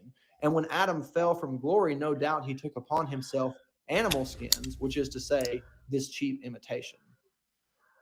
Okay, so is Father Chuck okay? Well, I want to get back to the original question, whether the Garden of Eden was a literal story or a metaphorical story, because you sort of tangented out there to sort of, you know, and I get what you're saying, that in your sort of worldview, yes, we have a fallen bodily and fleshly form and a spiritual form, but when you're talking about sort of the fleshly form, or the you know, the sort of fallen man as you described it, you're really talking about the events in the Garden of Eden creating that fallen form, right? That's essentially what you're talking about. But yes, actually, it's both the fall of man and the fall of Lucifer simultaneously. Yes. Well, sure, yeah, but more specifically, I'm looking at the Garden of Eden. So, the eating of the apple from the tree of good and evil was the Just roll with it. fall of man, as far as the Garden of Eden is concerned. And it was the only humans, as the Bible describes, was one man and one woman. But, you know, so what we understand from genetics, that sort of conflicts rather heavily. So what I'm asking you sort of, and I'll ask you point blank, is it a metaphor? Is that story a metaphor, or is it literal? Did those events in fact take place, or did they not take place? Now, this is a true dichotomy. Like, they can't be both taking place and not taking place at the same time. So what I want to know is whether the events in described, or better yet, here's a better one. At that time in the Garden of Eden, whether it's metaphorical or literal, did there exist only one man and one woman in the world? Okay, let me answer that question, because that's a very direct question. Right. And that's a good way that you phrased the question as well. So this really does tie in to what I was laying out with the two different versions of what we call man. The story of the Garden of Eden is about the glorified man, the man that is made in the image of God. It is not about this beast that you and I are testing and genetically proving and tracing back. That story is not about the body that you and I are in right now. This body is an animal. That story is about the image of God. So our testing and our measuring and our scientific processes are here to study this thing that we call man, which is actually a beast. It has nothing to do with the man that God created in his image. Does that make sense? So what I'm getting you, if you look at it in a very literal way, there were more humans than just Adam and Eve, but they weren't the sort of glorified humans. They were the beastly humans, if you will, is what you're saying. Well, people have proposed that genus Homo and genus Australopithecus share a common ancestor. I know you probably believe yes, absolutely, that. yeah, absolutely. There are even some old Earth creationists that also believe that. Well, basically, the gist of that way of thinking is that genus Homo is an animal that was modernized from genus Australopithecus. Well, the way that I understand this, and I don't really have all of my notes together, Mark, because I wasn't expecting you to come on the stream, which I should have. No, that's fine. I'm sorry. I do apologize. To be honest with you, the only reason I'm here is to hear P-Town rebuke me again. Is the only reason I'm here. Well, one more thing here. So yeah, it's my belief that pick a fight again, huh? It's my belief that at the fall from the garden, Adam and Eve were robed in this right here, which had been being prepared for them by the foreknowledge of God, knowing that they were to fall. Sorry, could you run that by me one more time? Sorry, Yes. It's my belief that what you and I call man was being modernized, being developed, being prepared, because the foreknowledge of God was aware that Adam and Eve would fall from that glorified position, and he had to have a robe of flesh to robe them in when they did fall. So their fall came right at the time that this robe of flesh was ready for them. Okay, so he's basically so you're trying to sort of say. So this is the separation of the so-called "we're just a bag of meat." Yeah. And this is to separate that God created something that wasn't a bag of meat. So I don't quite understand. I am trying to find right now a clip from an album that The Who released, I don't even know when, ages ago, somewhere back in the day, before Tommy, called The Who Sell Out. Where they're just sort of riffing in the background and, you know, just playing away. And I think it's John Entwistle is going, the Charles Atlas course with, and you hear Keith Moon going, dynamic tension can turn you into a beast of a man. It's fantastic. It's like, anyway, if all you kids haven't listened to The Who Sell Out, you ought to give it a listen. Just saying.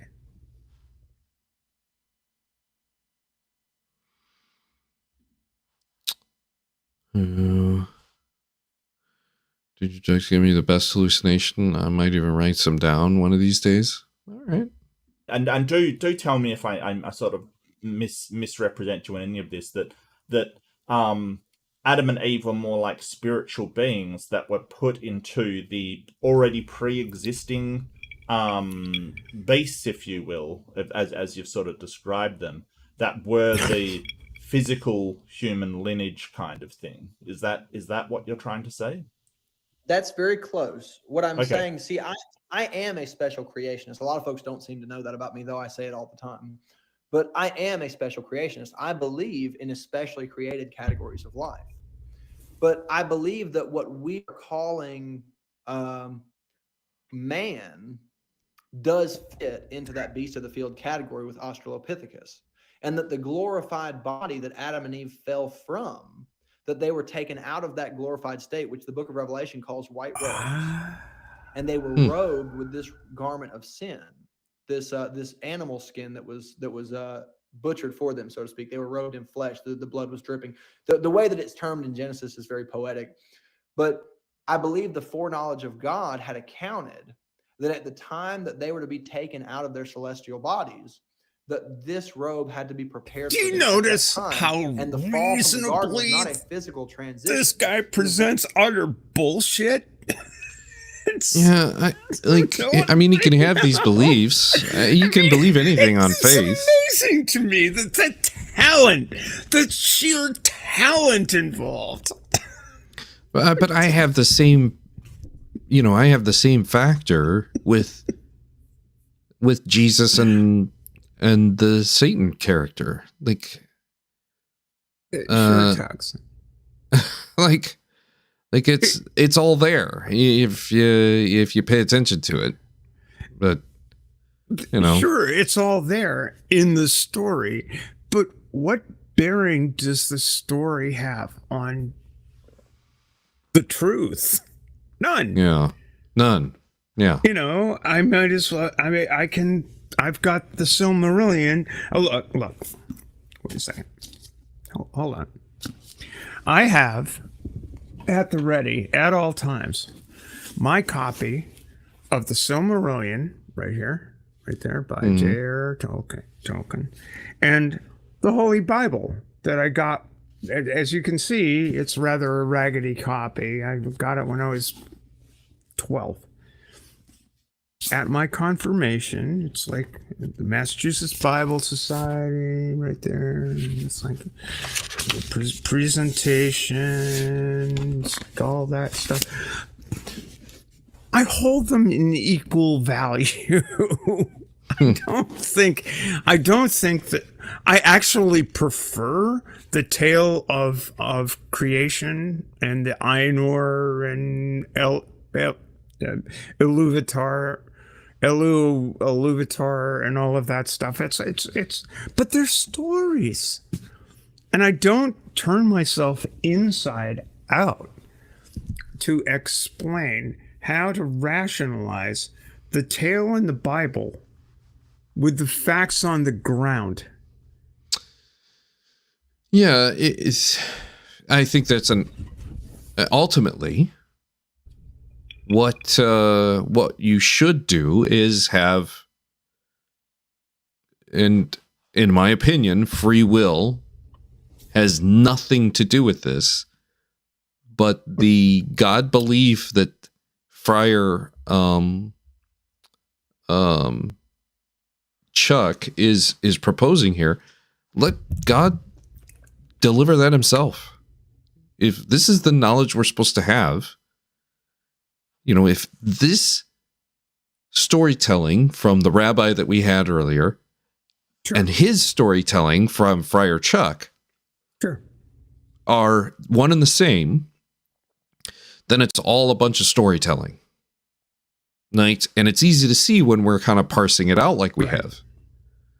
But if you open up the page, in the beginning, God created the heavens and the earth, and the world was out void, and et cetera, et cetera, et cetera. Give me it's beautiful language. This is humans. This is humans writing human stories, telling human stories through imagination, and reconciling all the things that are a problem from other storytellers that you're having to deal with. Jimmy, you're right, and you're particularly right when you say if God would just show up, and say, "Okay, this is it. This is a story. Listen to me." And somehow or another, if God would just show up and say that, that'd be a whole nother discussion. Yeah. But he's not gonna. And so what we get is people speaking for God. Yeah. And when those people are speaking for God, they're speaking for the God they think is the one to listen to. And it's always so interesting how much they tend to agree with the person speaking. Mm-hmm. That God is telling you to overthrow the government and impose Sharia law or canon law or biblical law. It's whatever. That God is telling you to fight for an insurrection. Fight for an insurrection. That God is telling you to be kind to one another. Yeah. That God is telling you to feed the poor. Mm-hmm. Not buy Starbucks and bring it into their worship tent. Right. Yeah. Clothe the naked. House the homeless. Feed the starving. Care for the poor. In Islam, the poor and the widows. Which, curiously, often are very, very, fit in the Venn diagram is a perfect circle. It's this is the thing. If God came down and said, this is what you got to do, that'd be great. But that's never going to happen. The only thing people are going to hear are what self-proclaimed prophets of God or ordained ministers of the gospel who populate my family to an unusual degree have to say to their congregations. And I think that's actually downright dangerous. Yeah. I do think that the long-term effects of religion are dangerous. I don't have an answer. The only answer I have is, the only answer I have is to treat this world that has religion and non-religion growing is to prevent the next crusade. We would need to treat everybody like family, treat everybody like a marriage instead of a divorce. And you know what's curious is you can find that language in the purported words of Jesus. Well, feed the hungry, clothe the naked. Yeah, care for the if poor. you believe that those are the verses that they're going to go to. But it doesn't matter. Those verses, those thoughts exist. And they've existed for 2,000 years. I don't need to ascribe a particular God or a particular person who uttered those words. I don't need to ascribe to them any particular sense other than that makes sense. Mm-hmm.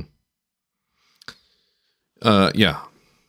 I think Friar Chuck here has a full capability of presenting you with this information that he's selling it and suggesting that this is the way, that you should follow him.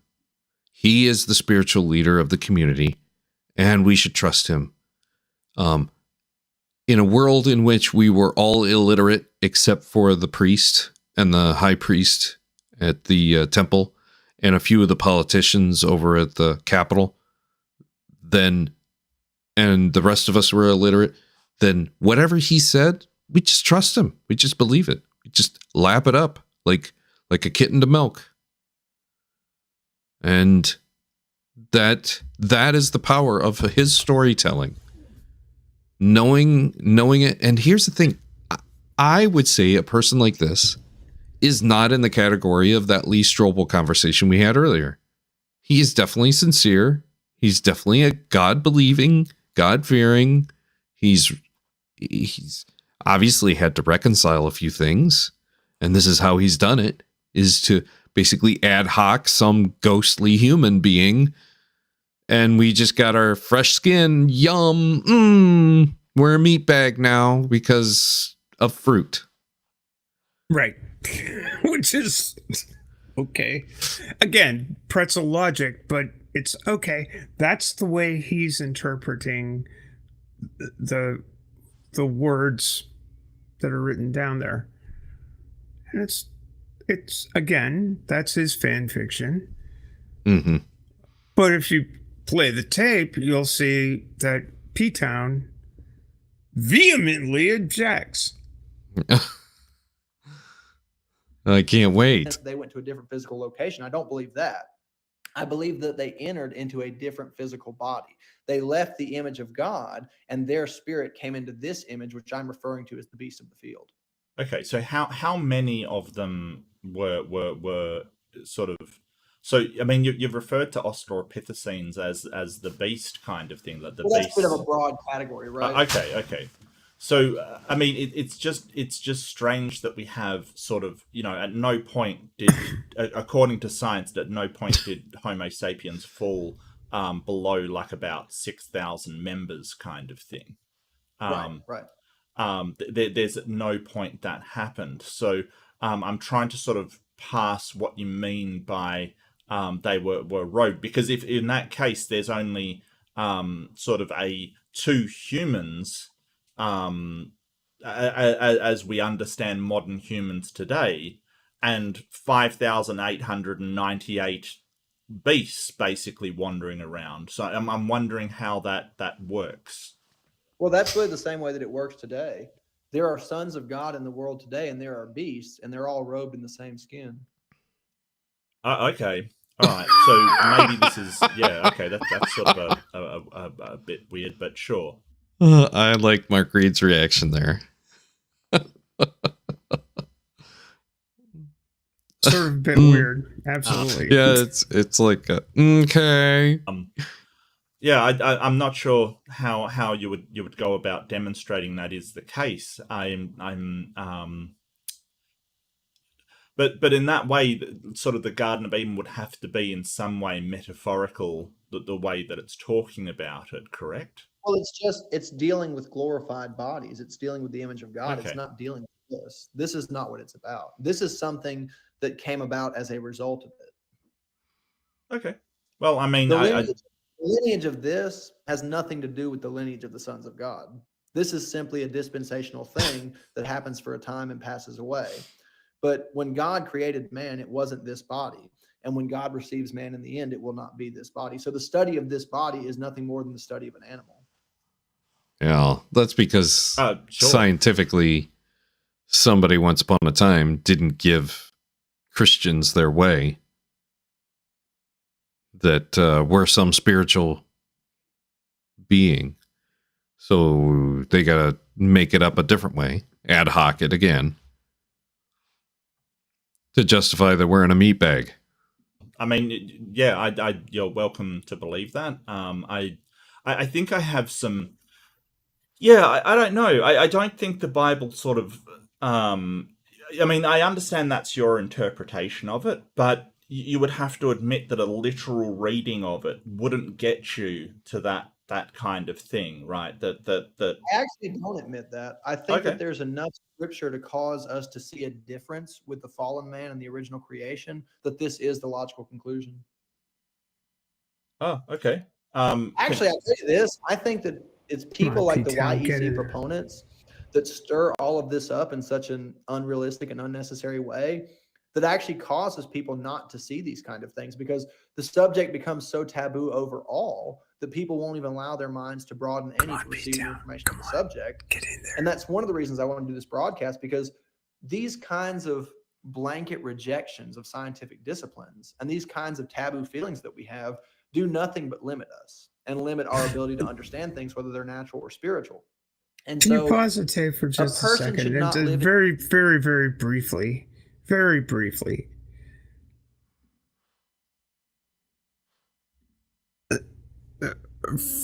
Father, Friar, whatever, Chuck, is doing the Lord's work here. Yes. On people like P-Town. I can't do that, you know. Mark can't do that. You can't do that. Even if he's sitting on a mound of elephant crap overall, it's at least he's not throwing every piece of scientific advance since the 13th century out the goddamn window. Yeah. P-Town cuts in about 3 or 4 minutes. Thank God, because I just want the audience needs to see how absurd the pushback is. of simply considering some information. You know what I mean? Yeah. So, it's kind of I won't disagree that sort of religious thinking in some way. Of course, I'm an atheist. I'm going to believe that religious thinking can limit your understanding of how the world actually, in fact, works. I can't really comment on this idea that humans are somehow being transpositioned as sort of heavenly creatures into our bodies. I don't see any evidence for that, but if that's what you believe, that's what you believe. So really, if we're just studying the fleshly forms, that's great. You're basically saying, hey, the science, you can rely on science to tell us about worldly things, but spiritual somewhere else. I don't see any reason to believe that is the case. I've never been demonstrated anything spiritual or supernatural in any way. And if, I certainly won't say, hey, don't believe the Bible. That's your choice. Absolutely. No, I get that. But it's kind of odd how it sort of references a lot of earthly things in the garden, like the serpent and the clothing that they put on them, and just a lot of these things, and eating, and what I want to know now is sort of why do these spiritual forms need to do all of this? Why do they have earthly spiritual forms? I think spiritual forms is a bit of a misconception, because people, a lot of times when we talk about these kinds of things, people tend to think that I'm just speaking, the word spiritual. I think people don't understand from a biblical point of view that a spirit is not something you can touch or see or feel. A spirit is not a thing. It's an ethereal force that exists in another dimension. So when we're speaking of a glorified body, we're speaking of something very much physical. When you look at the book of Revelation, speaking of the serpent, the book of Revelation identifies the red dragon as the devil, the liar, the father of lies, and the serpent. It actually identifies the red dragon as the serpent from the Garden of Eden twice in the book of Revelation. So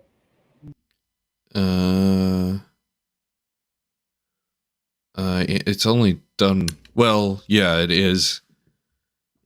One is direct, one is indirect, but I can't remember where the other passage is, but it was one of the epistles. There's a reference to Eve being deceived by the serpent. And that is a direct reference to Satan. Depending on, once again, it depends on the translation, I think, on what the translation of Satan is. But it is not in Jewish literature anywhere that it is Satan in the Garden of Eden. No, it's the serpent. Yeah, the serpent is not Satan in any Jewish literature. Yeah, it's the serpent. And he's just crafty. If you look at the writings of Joseph Campbell, it's the serpent is the creature that sheds its skin, etc., and so forth, and archetypes of it. Again, it's a question of literary interpretation. CPC. Oh, Crystal, get better. Wow. Yeah. All right. Grab a cup of coffee. No, don't do that.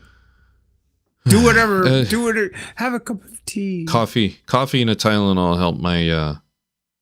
I don't have very hard migraines though. Mrs. Tux definitely has far worse migraines than I get. Mine are caused usually by the weather. I shall knock on wood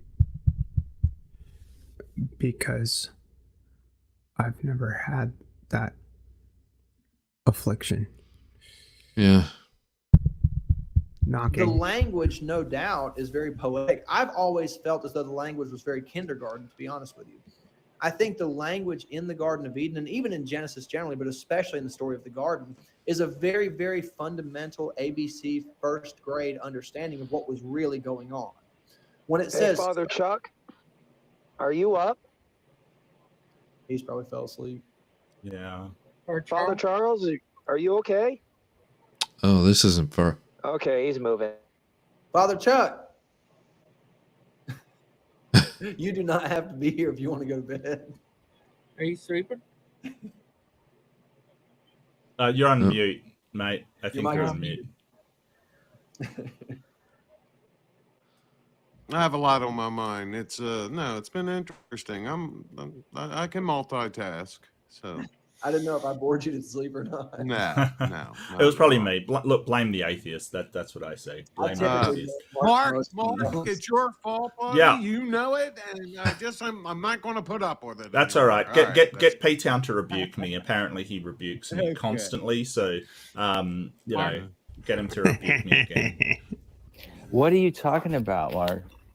Look, I was directed to a stream of yours where you were saying how much you rebuke me and that you know atheists, and it was quite a look, I don't want to spoil the stream, but it was quite a sort of, I dare I say, boastful and sort of puffed up. Oh, I rebuke Mark Reed all the time, and I had to laugh. I laughed so hard. I'm sorry, I really did. That's hilarious. Yeah, Mark, I rebuke you all the time too. I wear you out. So. Oh yeah. Well, absolutely. what I always say, look, rebuke away. I found it hilarious. I just love it. What I say over and over again is that for some strange reason, I hold you to a higher standard than all the other atheists I talk to. I don't know. And it's because I care about you, Mark. Because I don't like seeing you go in the wrong direction when your motive. Yeah, P-Town's done this to me too. He's played this Chapelier representative softy. I'm just here for the atheists. It was purely to go onto a stream, pick a fight, and just have I picked a fight? Or the other way, seeking truth. Instead of seeking truth, then I point it out because I can see when you switch gears. It's the same thing I say all the time. I say it differently slightly, but you should take and just like we talked last time, you should take it as a compliment. For some weird reason, I hold you to a higher standard. I don't know why. Maybe it's the Holy Spirit, but I don't like seeing you go down the wrong direction. I'm on that same page. I second P-Town's motion on the floor. Well, motion on the floor. Hold Mark Reed to a higher standard. I am an atheist, and I think that religions can be harmful, and that sort of trying to convince people to pay attention to the science rather than outdated sort of dogma is what I do. I've never made any kind of lie or pretense or thing about that, so I'm not sure what you mean by switching gears. I think that you sort of leveraged you're only in it for the views kind of thing against me, which is sort of really a different topic. Well, yeah, it's a different topic, but it's sort of time. You came in. Well, if I could talk, if I could talk, I've never gone into a room wanting to pick a fight. I've always wanted to have discussions, and I think we've had productive Why do I have discussions. a feeling that that's not true? You like to argue, and you've said that multiple times, and that's okay. I like to have discourse too. Well, I mean, you like to argue. You've said it multiple times. Yeah, I feel like I can't speak without being sort of jumped over at the moment. So I've got a perspective, and that disagrees with a lot of the Christian perspective, and I don't make any secret about that. But I really do enjoy the conversations about it. That's why I'm doing this. I've had really good conversations with CJ Cox and Christian, and even you. I gave you a chance on my channel to come on, kind of thing. And I think that I draw the line where people sort of go, well, you believe this and you believe that, like you do to me. You tell me what I believe, not ask me what I believe. And I think that's presumptive and kind of a bit rude. It's incredibly rude, to sort of say, hey, this is what you believe, this is what you know. I don't see why I have to subscribe to that. Thing with me, and I try my best to represent you. Methodological naturalism is what you're going to ascribe to. So well, how do I tell you what you believe? You all the time talk about what I believe because I believe the Bible, and you give me your interpretation of the Bible. No, I give Okay, my I'm gonna interpretation. I'm going to say a few things. No, I'm going to say a few things. First of all, if I thought Mark was coming on my show just to start trouble, Mark wouldn't be invited to my show. Okay. I have the highest respect for Mark. I think he's a man that just likes good conversation, and that's why he's here. So anyone accusing him of coming on my show for views or picking fights just to pick fights, that's ridiculous. Pike a fight. So I really don't want to hear about that anymore. Everybody So likes a fight. if we're going to get on with a conversation, let's not get on. I mean, let's get on with a conversation and put aside this. I'm tired of the ridiculous. Right. It was one instance. It was one instance, and I apologized to him. And it's a thing when in Christianity, Mark, there's an aspect called forgiveness. And you should refriend me on Discord, because all I try to do is I'm still looking for your Scientologist, and I've tried to refer.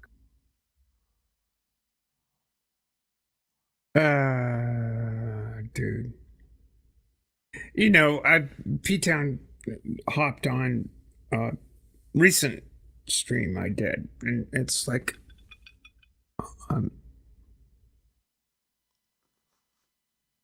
and was pulling the same tip.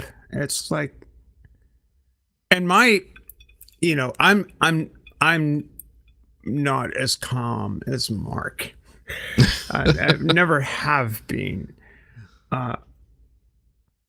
because I don't care for. I'm interested in the philosophical back and forth, and I've had those discussions with Doug. Let's talk about the actual factuals, and let's talk about the stuff. But whether you're an atheist or a theist or whatever, what do your I'm not a devotee of the what do you believe in why question that Matt puts out there all the time. It's what do you do with your beliefs that matters to me. Because what you believe and why is, I don't care. I care what do you believe and what does it lead you to do.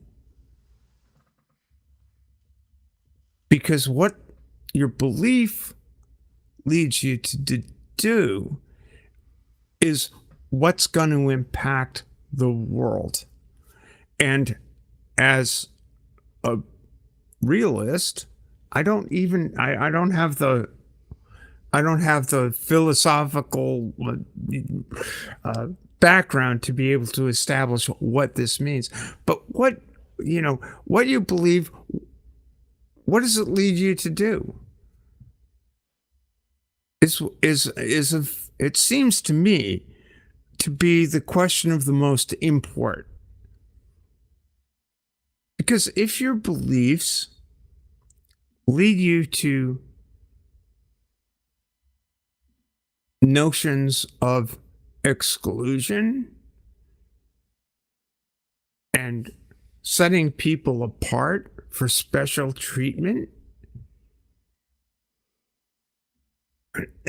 and setting the world apart for special treatment, if what you believe is, in terms of society, causes you to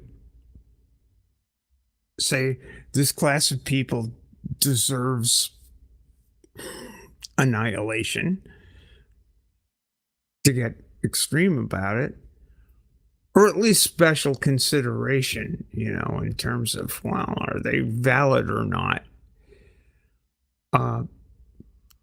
Or if what you believe leads you to care not a whit for the condition of the planet in the future, These are things that are of practical import, not philosophical import.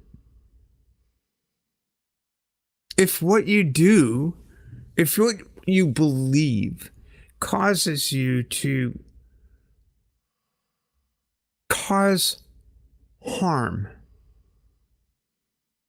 to others, then I have good reason to question your beliefs. Or at least your motivations. I've damn good reason. And I'm more concerned about that. And I'm more concerned about that whether you're a theist or an atheist. It doesn't matter. Whatever you believe. This is why my conversations with Doug were extremely informative. And if you haven't seen some of them, go watch our interactions. We've been civil with each other. My problem with Doug is what he believes. You got to understand the way Doug uses the Socratic method is designed to be to his advantage. Well, I do understand that, but that's the point. That's the point. It's like, well, it's to his advantage, and it's like that excludes the concerns of others, and that's disturbing to me. Yeah.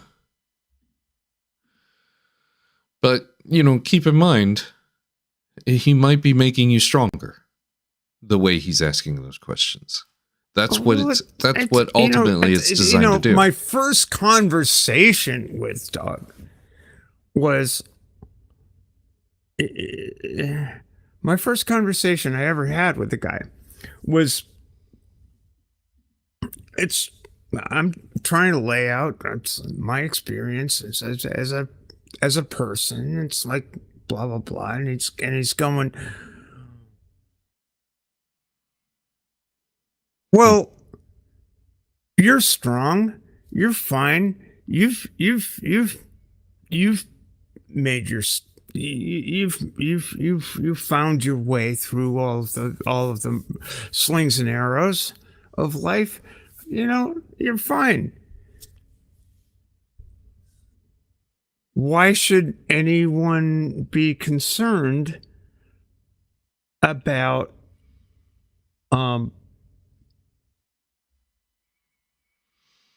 making sure that other people are fine? And it's like, dude, I'm concerned because I've made it to a certain degree, but I'm still at risk. I'm still at risk. I mean, I've learned how to fight. And if that is the goal, learn how to fight. If that's it, I think that's a poor path for a better world. If what you need to do is learn how to fight, then we'll always be fighting. I don't see how that's beneficial in the long run. I mean, why should someone have to fight? I mean, I bear scars from the fights I had to endure as a trans child.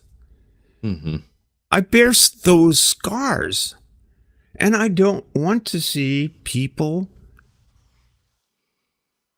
scarred. And you want to scar them because of what you believe.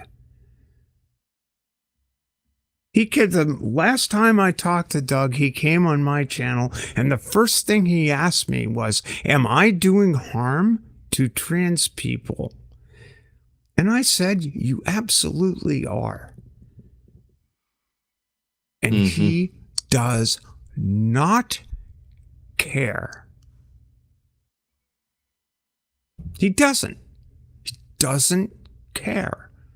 Because trans people ought to just buck up and face it. And if the majority if the majority votes to make your existence untenable, then suck it up. Go to the camps.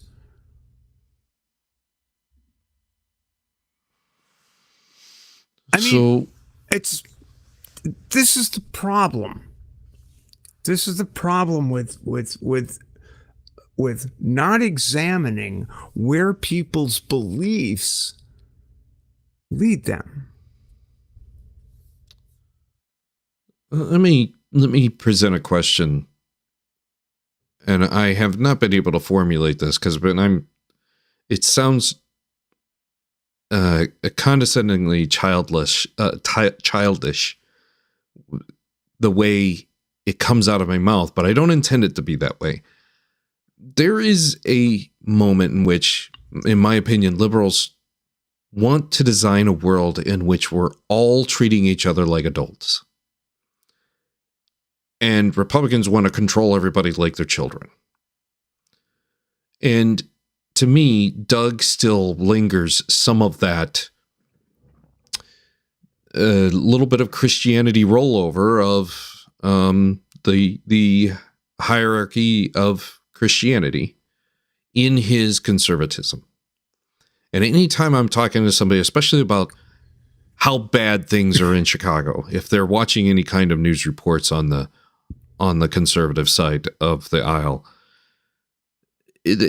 Chicago gets lambasted for how bad things are. And granted, Chicago's never been a perfect place. Like, I always heard Chicago was a rough area.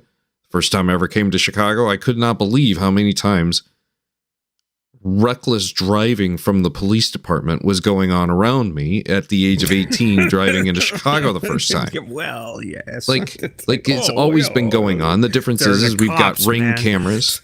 They're the cops, yeah. We now have ring cameras. We now have CPD posts that are recording street corners day and night. And now these things are releasable to the public and shown on the 6 o'clock, the 10 o'clock news repeatedly. And they're now in political campaigns as a negative aspect. So it's always been going on. We just see more of it. Now, my question, to go back to my question, is the world we live in capable of handling a trans, quote-unquote, conservative labeled agenda, and we still treat each other like adults while you fight the hierarchy that the conservatives want you to basically obey? How do you make the conservatives understand that we can all be adults when all they want to focus on, think about the children? We're doing this for the children, when in reality, basically, the numbers of children that need this medical attention, and it needs to be stricken of any politician and any priest to be in the medical facility and making the medical decisions. How do you treat the world like it's an adult with half of the country wanting to be in a hierarchy? How do the priests out there who want to lead this flock and telling that flock the power they possess by saying, we're here and we're doing it for the kids, like Greg Locke we saw in the clips with Dan McClellan? How? Don't you see, Tux, don't you see Doug's saying the same thing? Doug is saying the same thing. I agree. Doug is saying the same thing, but he's seeing it from the conservative side without the hierarchy of the religion. There shouldn't be a conservative side.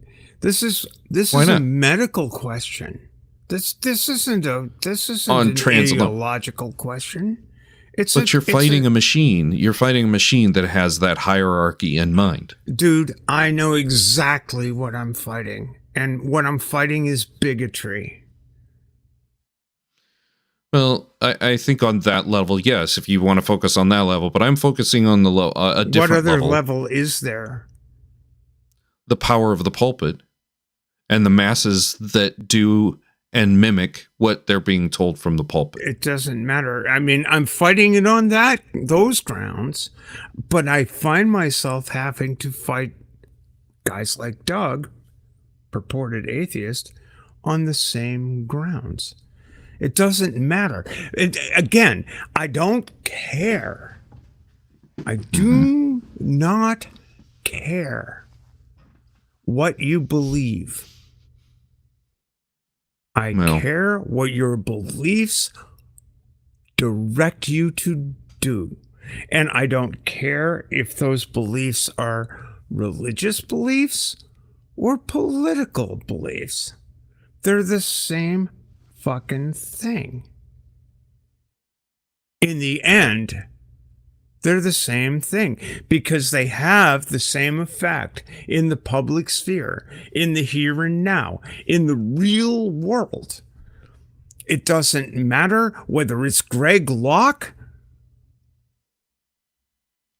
or Pine Creek Doug.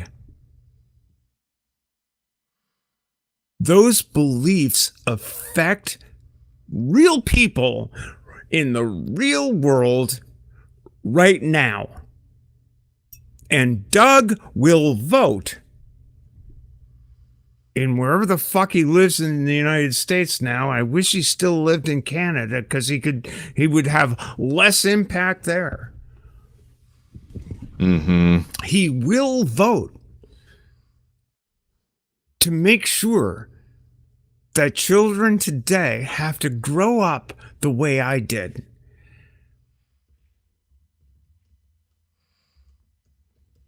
And that infuriates me. And I've told him this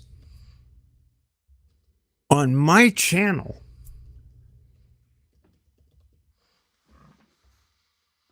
I'm perfectly willing to have the argument. I'm perfectly willing to have these arguments with people in good faith. And I have, I think, with Doug, and I think he would say that he and I have had good arguments. He would say, well, even Stephanie agrees with me. But I think he's been disabused of that notion.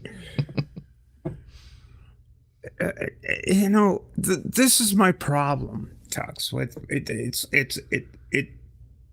this is my problem with counting. Say it again. I came up with this.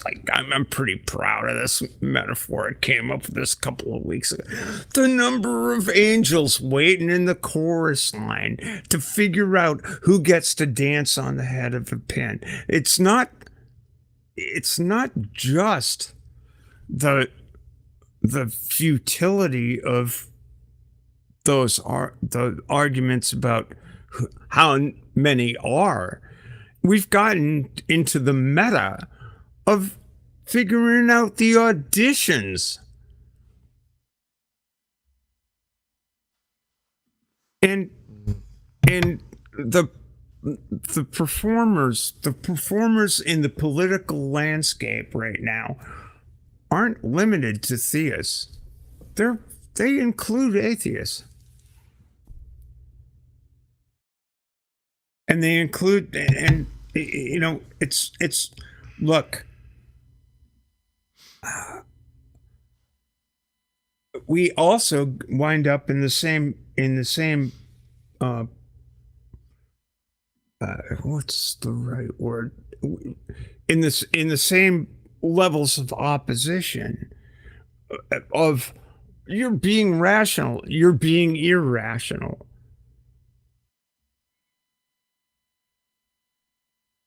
I remember one particular thing where Doug cited his study. We were having a polite conversation, and very polite conversation. He said, "Show me one study. Show me one study that shows that trans people are helped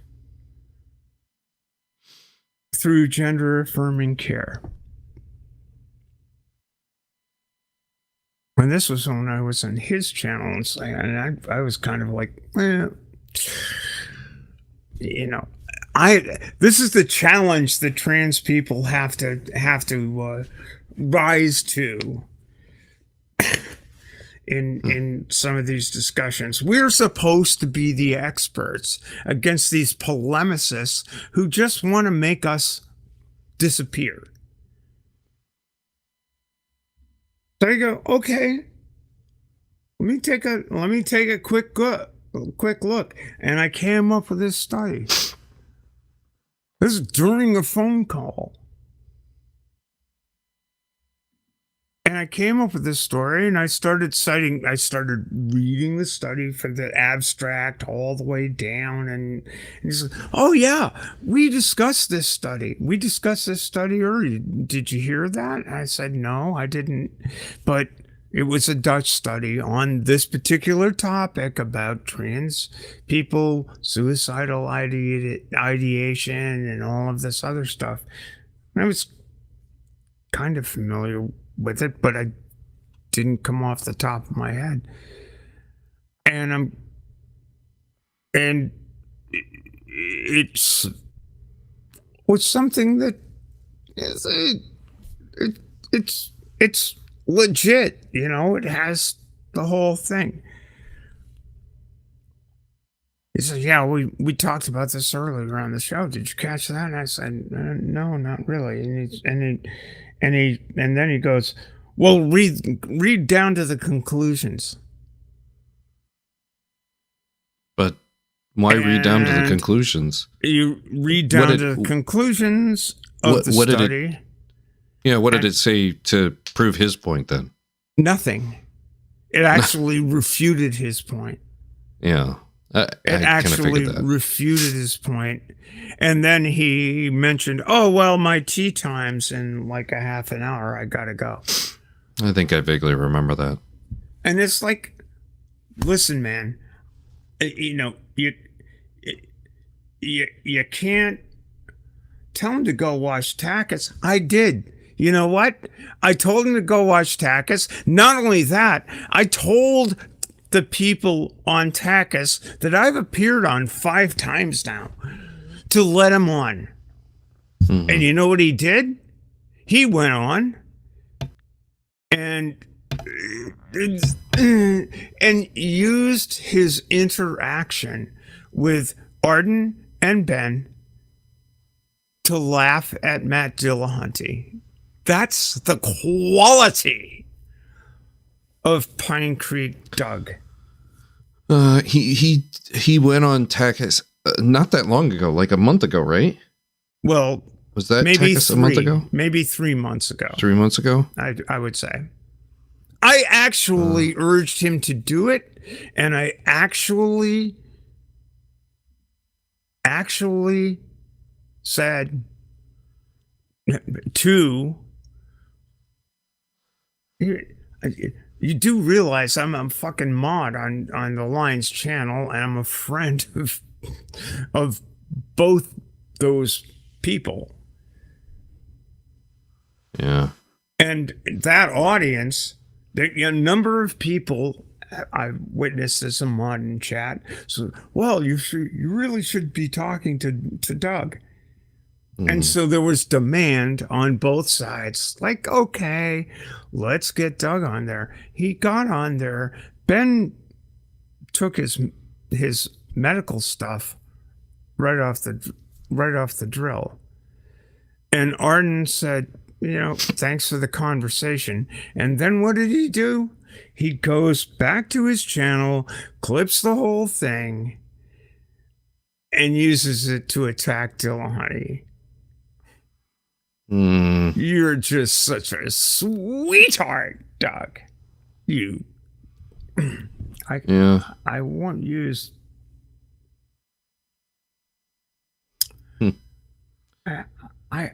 We're bringing up the best people, P-Town and Doug.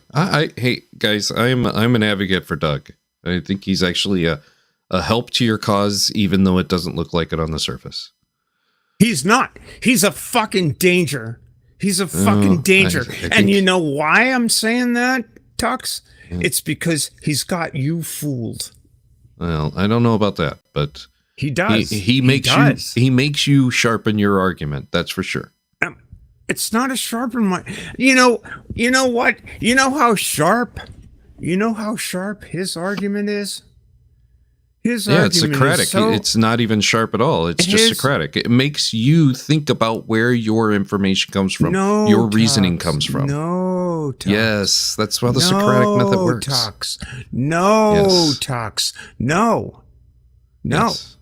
No. The sharpness is the tip of the spear that is pointed at my fucking chest.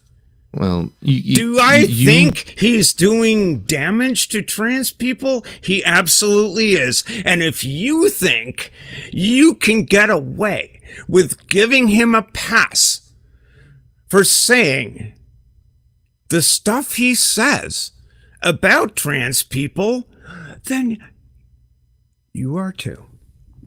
Oh, I disagree. Oh, I don't care. Well, I don't care either. Look, I'll be your advocate all day long and all the live long life. You disagree? I disagree with your assessment of Doug, yes. You are defending a transphobe, mate. You are. I right here, right now, on your channel and mine. Yeah. You're I have seen a transphobe. good portion of his content, but not all of it. I don't care, mate. Look, just because he doesn't just spill it out and go to pride parades and dance along with you on the float. I don't require him to do that. What I require him to do is not say that trans children do not know who they are. To listen to people who have had trans experience. What I need him to do is listen to the opinions of a body of science that has been developed over the course of my lifetime. Yeah. So what I need him to do is what do you understand. think of Maya's comment? What do you think of Maya's comment here? Like, is Doug really the enemy here? Like, to me, Maya's comment has much more effect on answering the world's issue than Doug does. No. Just because your voice on YouTube right now isn't as big as Doug's doesn't mean your voice is going to stay that way. So in the long game... I'm not sure that's what Maya is saying in that comment. I know that. I'm answering you directly, but what Maya is saying is a far bigger issue than Doug. A far better solution than Doug. Well, it may be in your view, but I don't think it is. Yeah. Well, that's possible. I mean, I haven't walked a mile in your shoes. As long as Doug has people like you basically saying, well, it's okay. Just sharpens it sharpens your ability to debate. He has an audience of a lot of people. A lot of people. I have an audience of way too few, and what he does to trans people when he engages is have fun with the issue. And you support that. Think about it. Yeah, I would say that's a very accurate assessment. I do support him. And which case, it makes the line. In which case, Tux, the hosts on the line sharpen their pencil. I never need to speak to you again. Thanks for sharing. Bye.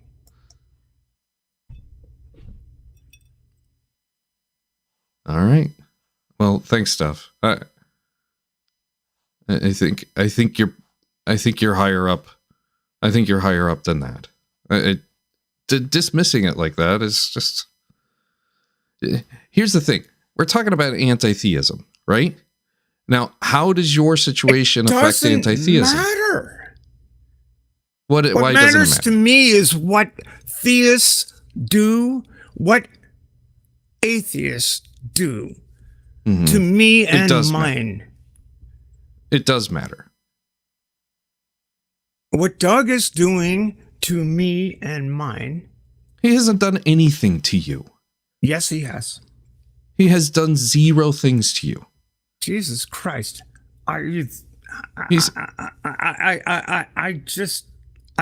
Listen, Tux, maybe we can take this offline. But okay. Let's do that. I won't disagree with it. Let's do that, okay? I don't want to be burdening your audience with this stuff. Oh, I don't have an audience to be burdened with. I do this for fun just the same as you do. Well, this isn't fun. I actually do it because I want to contribute something, and in defense of my of people like me. And I know that maybe you think it's fun just in the same way that Doug does. But it ain't fun, mate. It ain't fun. It ain't fun to have 28 states making children's lives miserable. It just isn't. Well, and I'm sorry.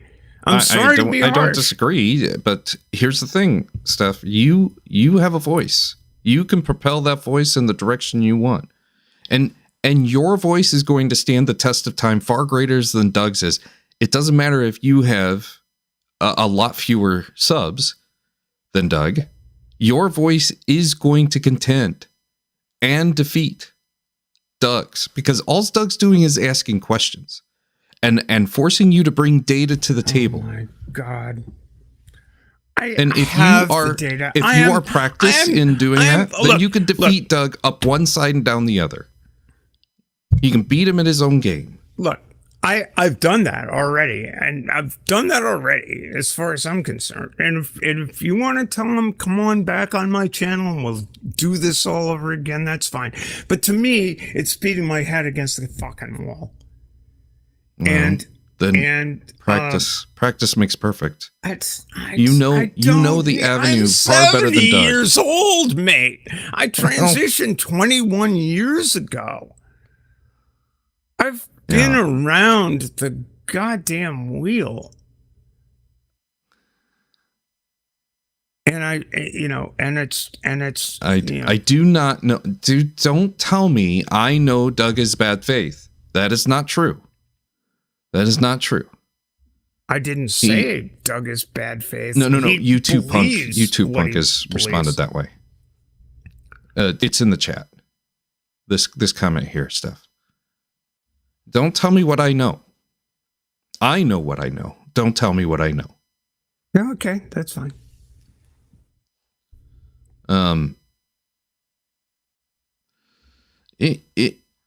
If you answer Doug's questions and you skip and you go to the data and you show the empirical data, he will respond. Yes. And if you appeal to emotion with Doug, he is going to ignore. If it just slides right off him like a water off a duck's back. I understand that, but even if you go to the data and he agrees with, at the end of the day, what the data says, he'll still, I mean, it's like there's this perception that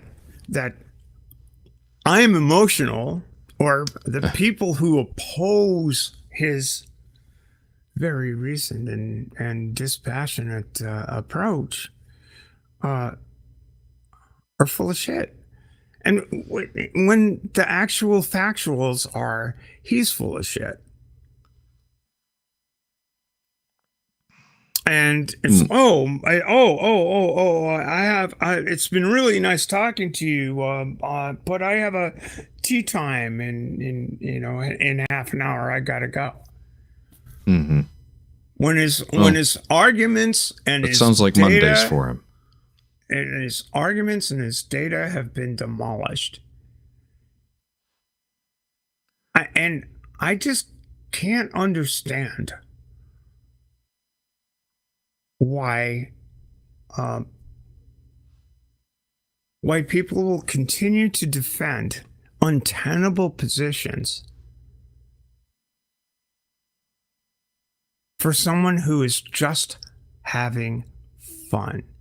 If you want me to find the clip, it's like on his channel after that call we're here to strip down P-Town's commentaries.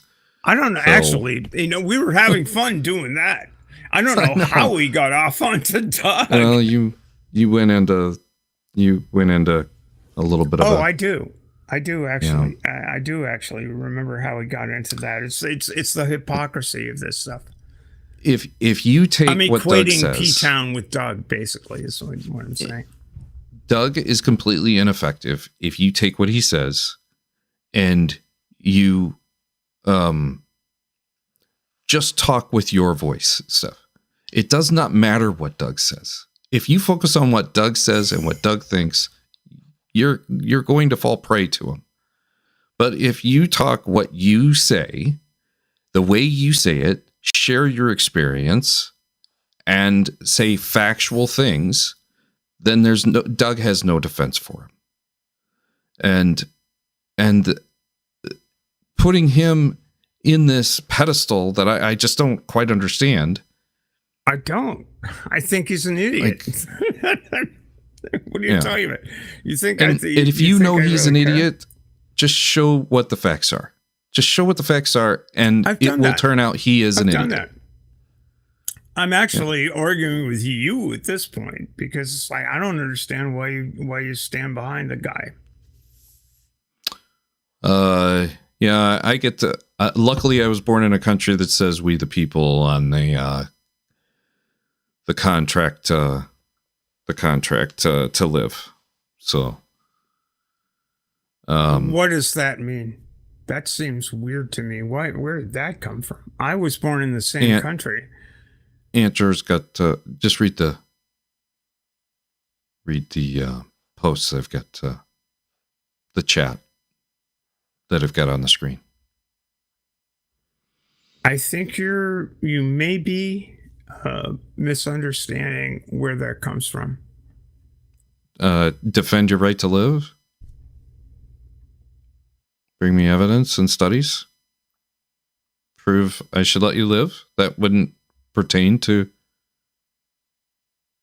being born under a constitution. Well, that's what Doug is asking me and people like me to do. So if there is a perception out there that there is only man and only woman,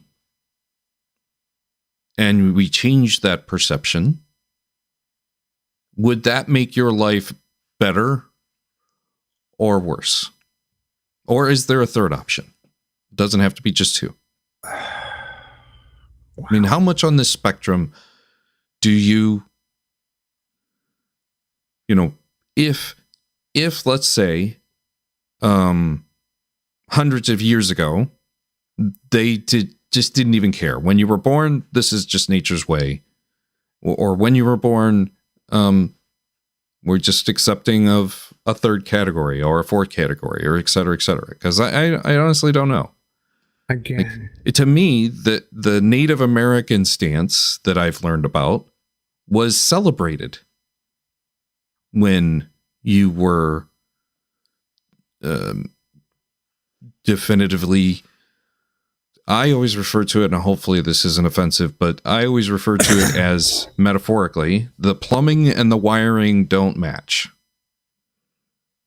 The wiring is just, I've got a dyslexic brain.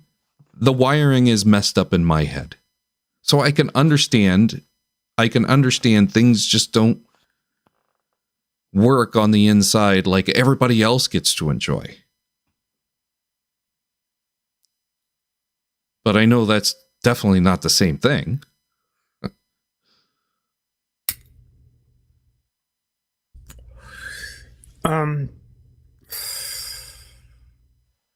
Don't misinterpret what Enter is saying here.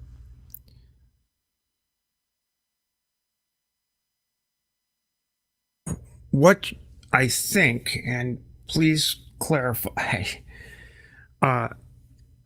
what I think she's saying is, this is what I am asked to do daily in these arenas of discourse, particularly with people with large platforms like Doug. And in those large platforms, he has said, literally, should I keep doing this? Should I keep doing this?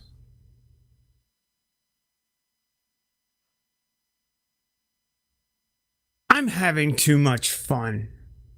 Specifically when he went after Dillahunty after going on Takis at my suggestion.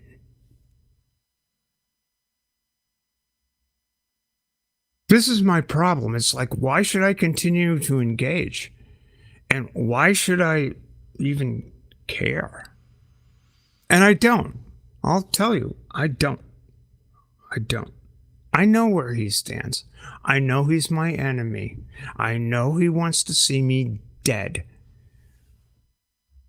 I don't think that's true. That is an extreme case, Steph. Look. He wants to see my options. He wants to see my options limited. He wants to see people like me's options limited. My options are already limited by the fact that I'm 70 years old, although I did turn 21 today. But he would have made that impossible for me, and probably would, and probably will. He'll support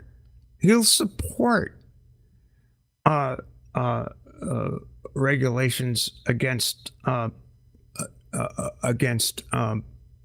actually he won't. So let me soften this. Let me try to soften this. He won't let. Look, you need to understand the place of passion. For me, is the suffering I experienced as a trans child. All of us, all trans people, remember what it was like to be told we were the impossible. And Doug believes those kids are impossible, and they're not. They're just kids. So they're just kids. Let me try to soften this a bit, because on my channel, I want to try to bring together the Christian and the atheist in a world and treat it much more like a marriage instead of a divorce. Now, I've just heard you express how much Doug is the enemy. Now, if you are in the same category, he's not the enemy in the sense that I'm sorry. I should let you finish your thought, but please finish your thought. I mean, if we are in the minority of being atheists. We are both in the category of being atheists, right? Like if there is going to be some sort of hierarchy that starts taking over, atheists are going to be pretty much first to go, right? Now, you're in a different category that you're worried about. You're even more first to go. So if you're going to treat that hierarchy as the enemy, instead of sharing with it the difference between a marriage and a divorce, and respectfully attempting to make an understanding, is it better to fight it the way you describe it as an enemy, or is it better to express it and build a common ground to work from? I'm trying because to clarify.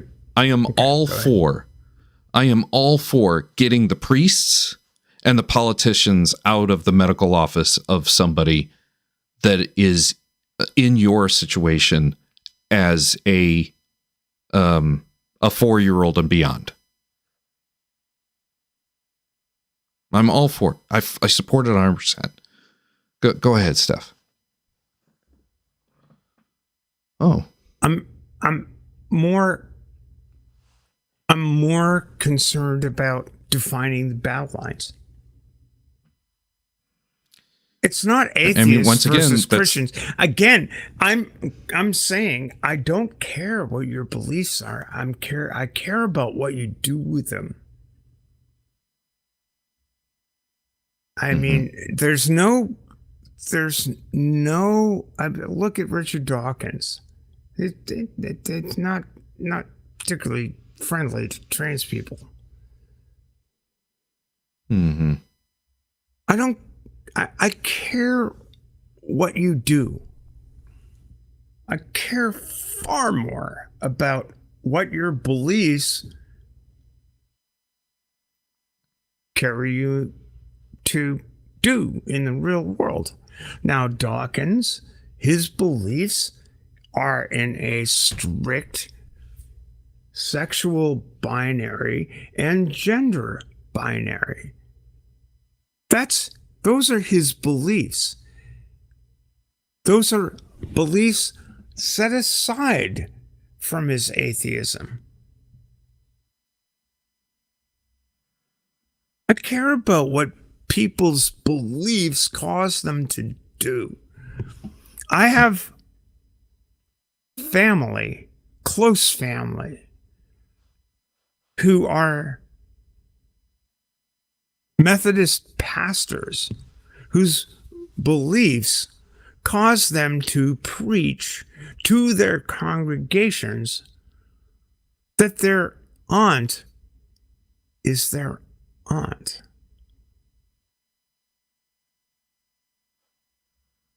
Worthy of love as who she is.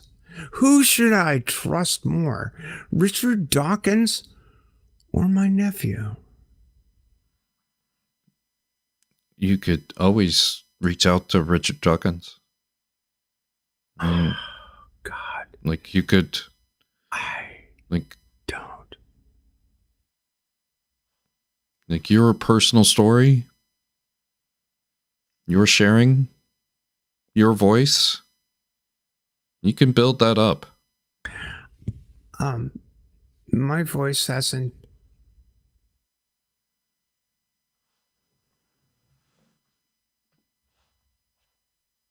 Did you freeze on me, or you're in contemplation? No, I'm. Oh, you're in contemplation. I'm looking at Jester's comment.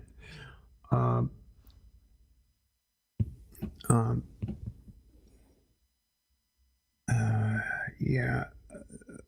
Let's see if I can. I don't know if I can highlight this. The one where my steel man, or yeah.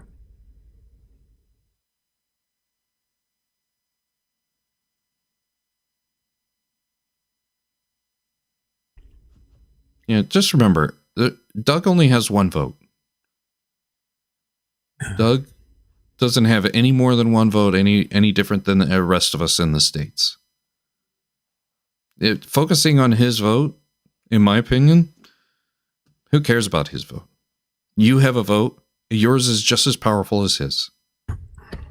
Your voice may not go to as many people now, but it is more powerful than Doug's.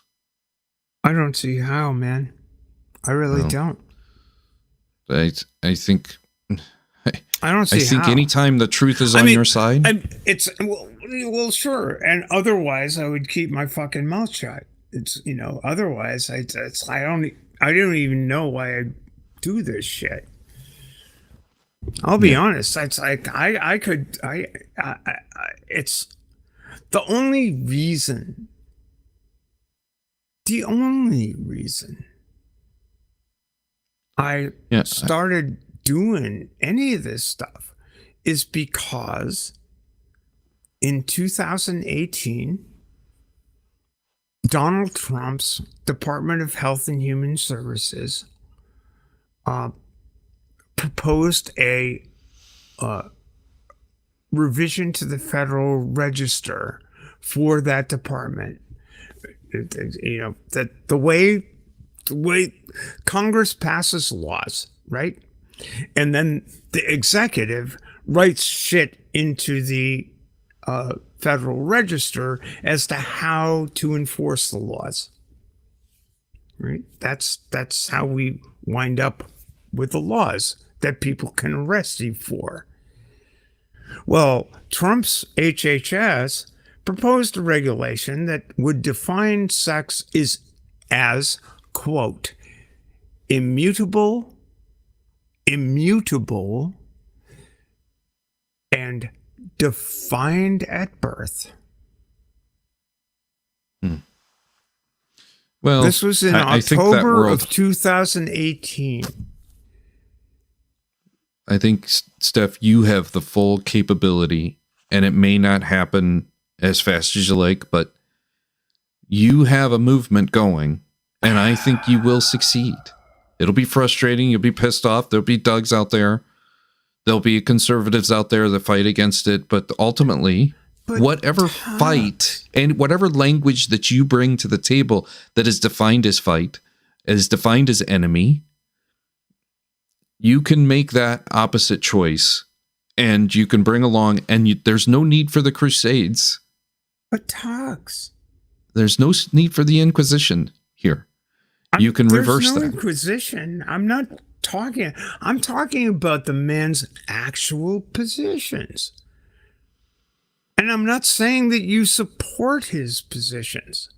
Mm-hmm. But I am saying you support him. Yeah, I support his technique. I support his Socratic method. His technique is hurtful. No, it makes you better. My God. That's like saying that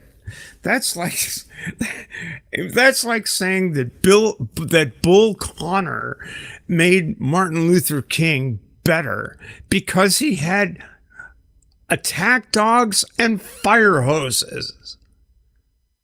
Give me a break.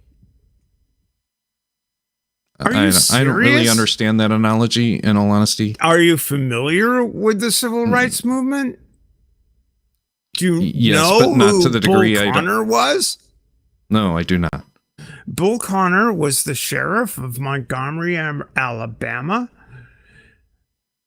during the whole bus boycott thing. No, I'm sorry. Beyond that, this was closer to like 1961 or two, and there were voting registration drives in Montgomery. Bull Connor was the sheriff of Montgomery. He unleashed police dogs and fire hoses on protesters working for civil rights. Yeah, he thought that was his God-given right to do so. He did think. And what happened? And what happened? That battle was lost.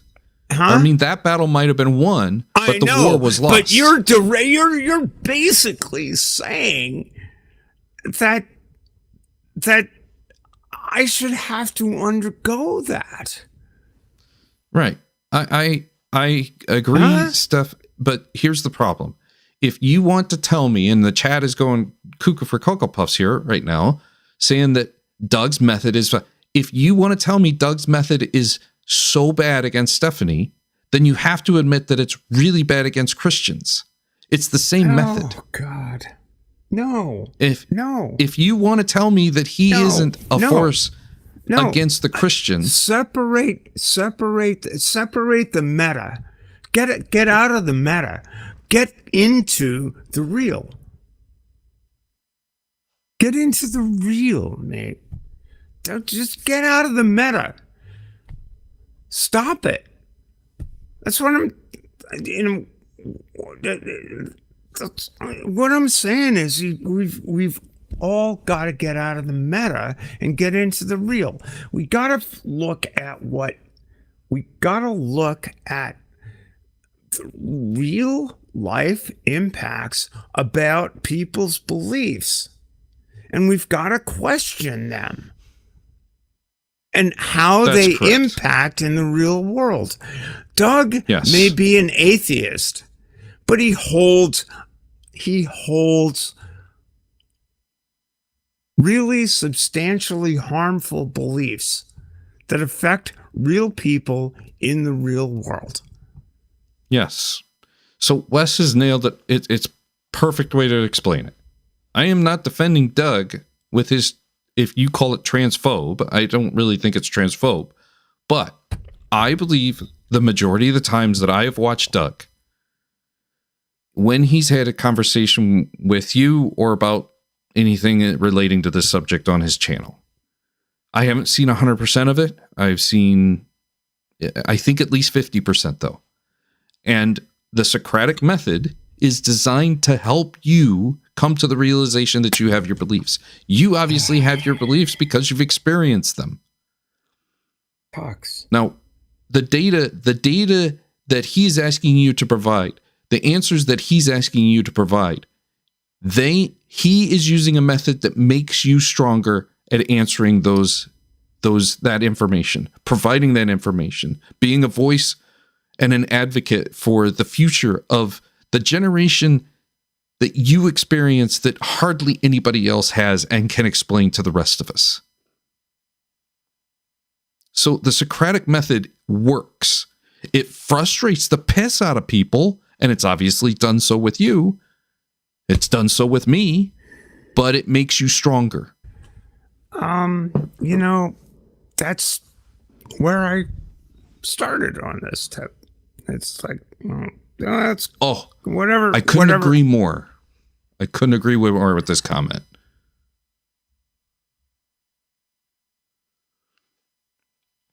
He provides nothing. The Socratic method does.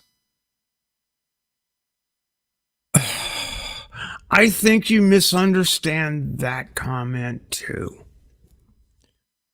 Oh, well. You're sitting there defending the elephant.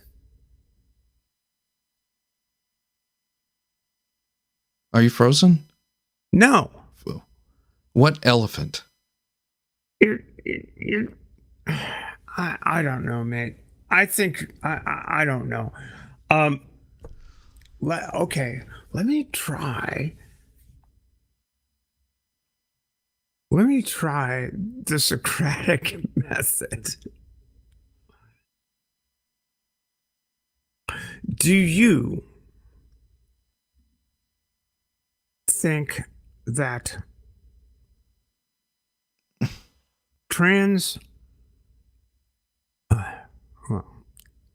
I just kind of hate this argument because I hesitate to engage in this because I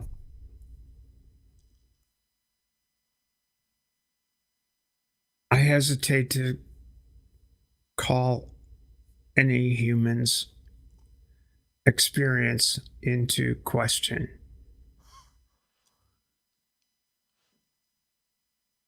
And that's why trans people's that's why trans people have a difficult time with it. It's like, do you think I'm real? I think you're real. Do you think I'm a woman? I think you're a woman.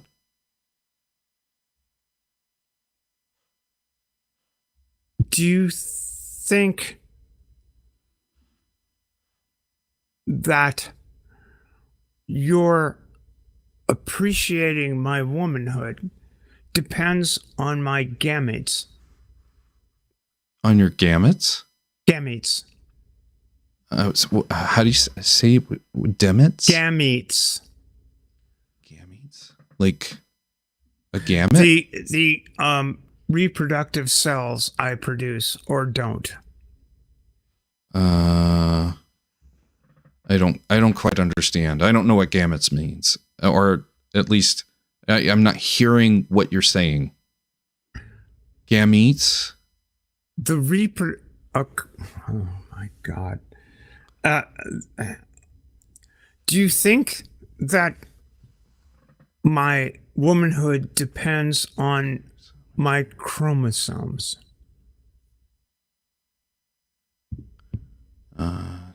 Male or female cell able to unite an opposite sex from a zygote.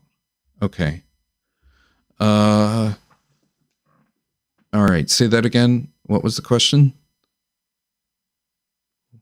Do I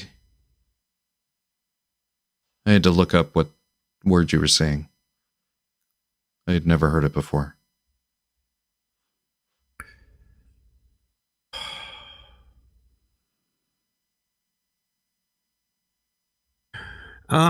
Producer Wes, you two need to get on the same page so you're not arguing against each other. I'd appreciate a suggestion because I really don't want to be having this argument. I mean, I think it's valuable in some respect because I do think that having had plenty of time with Doug,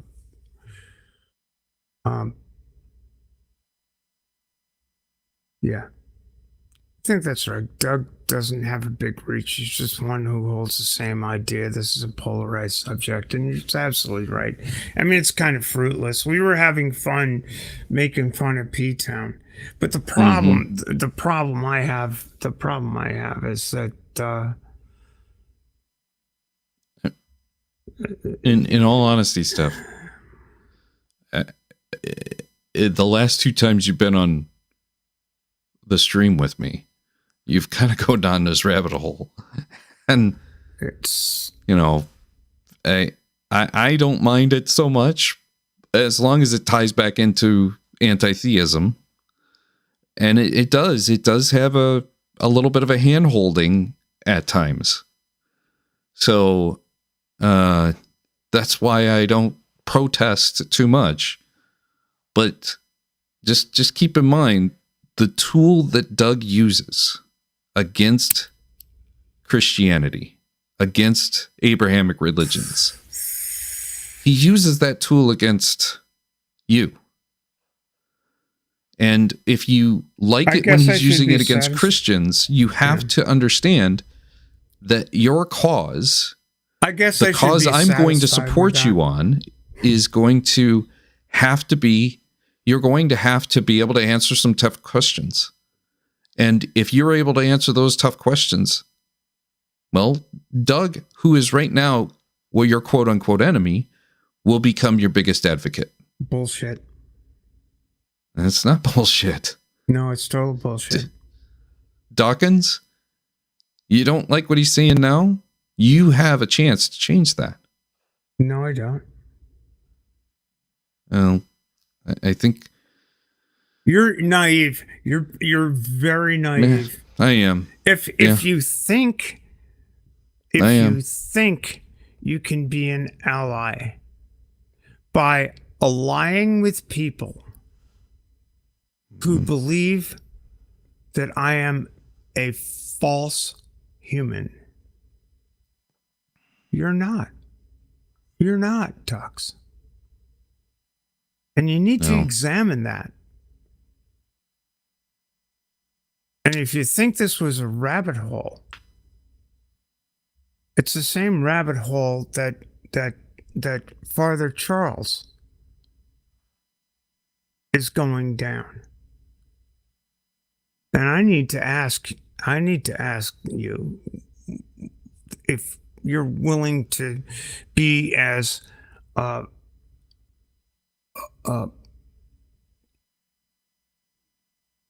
devoted, committed to the bit as he is. I don't quite understand what you're asking me. No, you don't. No, you don't. But think about it. And maybe we'll talk some other time. And I'm sorry to have gone down this rabbit hole. No. Wait. It's kind of the point. Doug's use. Hang on a second. Let's see what this is. It's kind of the point. Doug's use of the Socratic method only helps Christians in their stated efforts to eliminate trans people. I don't know if that's true, Maya. I don't either that or I don't understand this either. You got a lot to think about. But yes, here's the thing. Let me try to explain this in Republican terms. How about that? You fail at 100% of the things you don't try. If you never started your YouTube channel, we wouldn't be here right now, right? Well, I started You'd my probably YouTube just be an channel observer. You'd just be in the. I started my YouTube channel in 2012 to talk about Freeport, Maine politics. Oh wow! I have not gone back that far. Yeah, but you had you were tucked into about a year ago. Like certainly you weren't promoting your YouTube channel, and neither was I when we were better. I had just kind of poked around on Jay's streams a couple of times at better by the time I went to better. You know what? Yeah. I mean, my atheist activism, such as it was,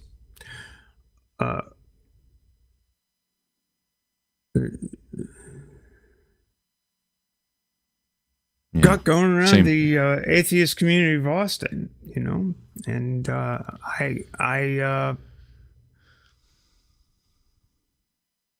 I wasn't willing to put up with their toleration of platforming a guy who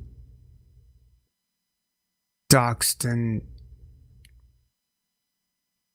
did some shitty things to one of the people that contributed to them. The drama at ACA? Yeah.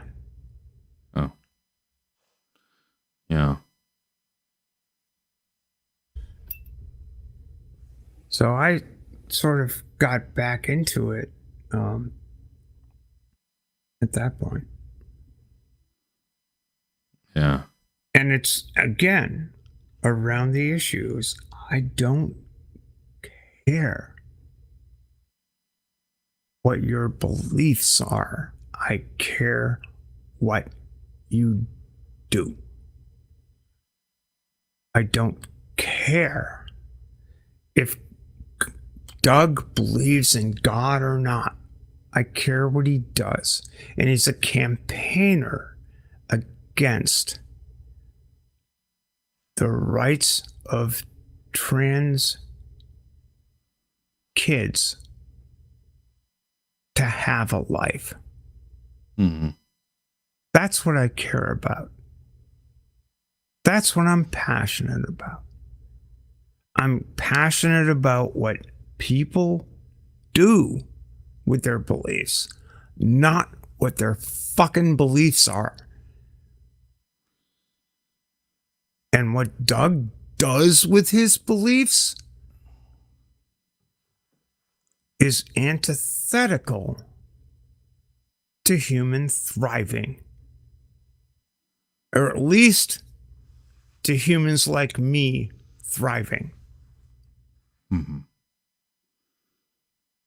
Whether he has a God telling him that that's the way things ought to be or not. Let me steel man this just a touch.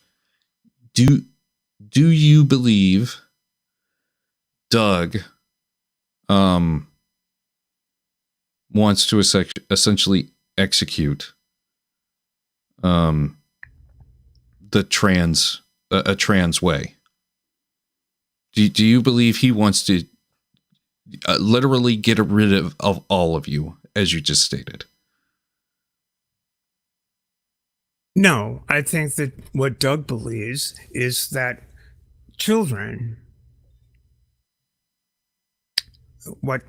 and I'm sure he will agree, that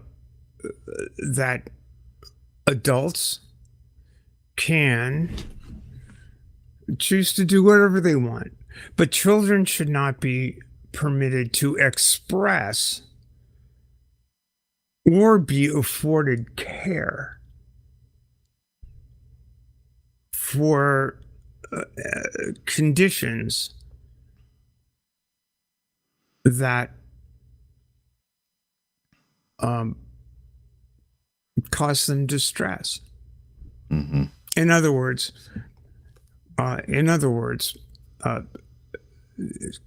kids don't know who they are. And I believe that's a fallacious view. I believe that's a fallacious view from personal experience. I believe it's a fallacious view from the study of many years. I'm not the only child. When I was a child in the 1950s, who knew they were trans? And Doug doesn't believe that's possible. Doug, in his wisdom, believes that society as a whole should have the ability to forbid children like me and their parents and their medical professionals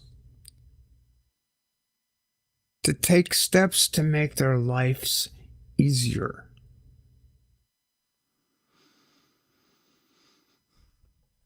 I have had these conversations with him, and he is adamant about that. That's what he believes.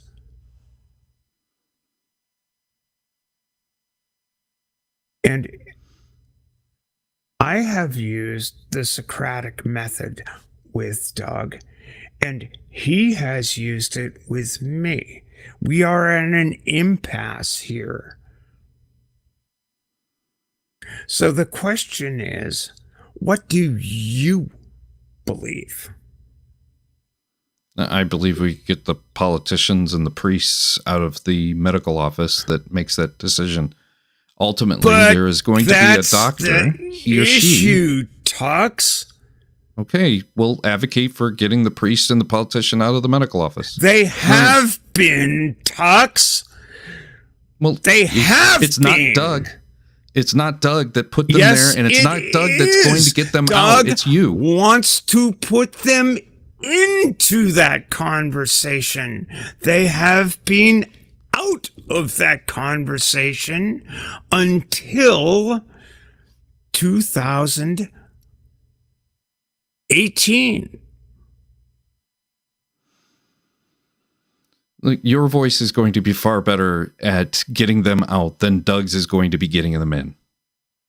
I don't see how that's true, given the facts on the ground.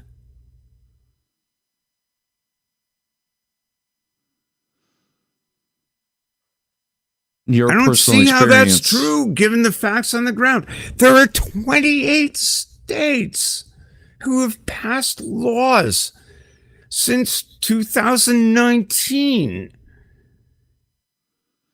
regulating this kind of stuff with the full-throated support of Pine Creek Doug.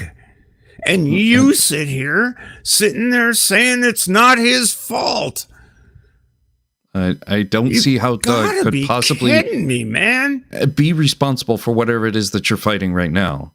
You're fighting Doug's questions. You're fighting Doug's I'm data. fighting the You're fucking. I'm fighting what's happening.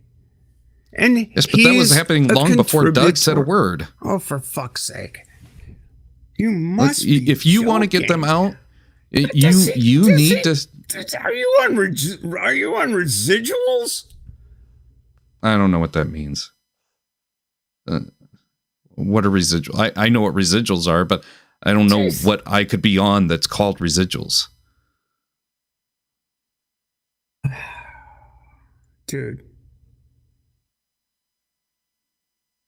Look, you have a voice, you have a power. If you use that power, it kicks Doug's butt up one side and down the other. But I don't think what I'd love, I would love for us to not end this in any kind of animosity. We can go back to P-Town. We can. But Tux, what I'm trying to tell you, what I'm trying to convince you of, is that having, I appreciate your thinking that Pine Creek has an approach that you dig. What I can't appreciate, and what I would love to maybe convince you to come along as an ally in a fight that is existential for people like me, is to recognize that Doug's not. Mm-hmm. He's not. He just isn't. And I don't think he's a terrible human being. I think he's I've enjoyed every conversation I've ever had with the guy. Well, but he's just not. He's just not. He's just not the. He's the guy who's going to vote for those laws. To use an analogy, an anti-war analogy, if you clench your fists, if I clench my fists like this, all right, if we fight with our fists, how much life is promoted versus if I cup my hands and I bring water to as many people as I can. You be the cup. You turn that cup into a mug. You turn that mug into a bucket, et cetera, et cetera, et cetera. Oh my God. That's how this build it like it's a seed. And that is the best way to combat it. Have you ever read... I know it's a lot of work now. I know it's a pain in the butt and it seems like you're drowning in your own, but I think you have the truth on your side. Doug does not. And I think your truth can be expanded far better. You perhaps need to. What I would love to come out of this is like, you'll tell Doug that. The time before any of this happened, actually, I had a conversation with Doug over poker, and the last word spoken was the very thing I basically just said about the doctor's office. There isn't a doctor who's going to violate their oath. That you don't need additional laws for any of this stuff. The doctor's oath is already going to cover it. You get the politicians, and you get the priests out of the medical office, you don't have anything to worry about. This is just a boogeyman that the Republicans are just running on their ads. God. You know, I would agree with you, except for the fact that several states have already passed these laws. I mean, have you ever read Martin Luther King's letter from a Birmingham jail? No. Please do. No. I just put a link in my chat. I don't know if you can see it.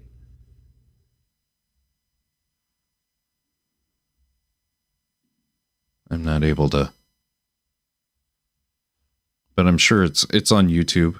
We could probably play it. Yeah, it's africa.upenn.edu /articles_gen/letter_Birmingham HTML.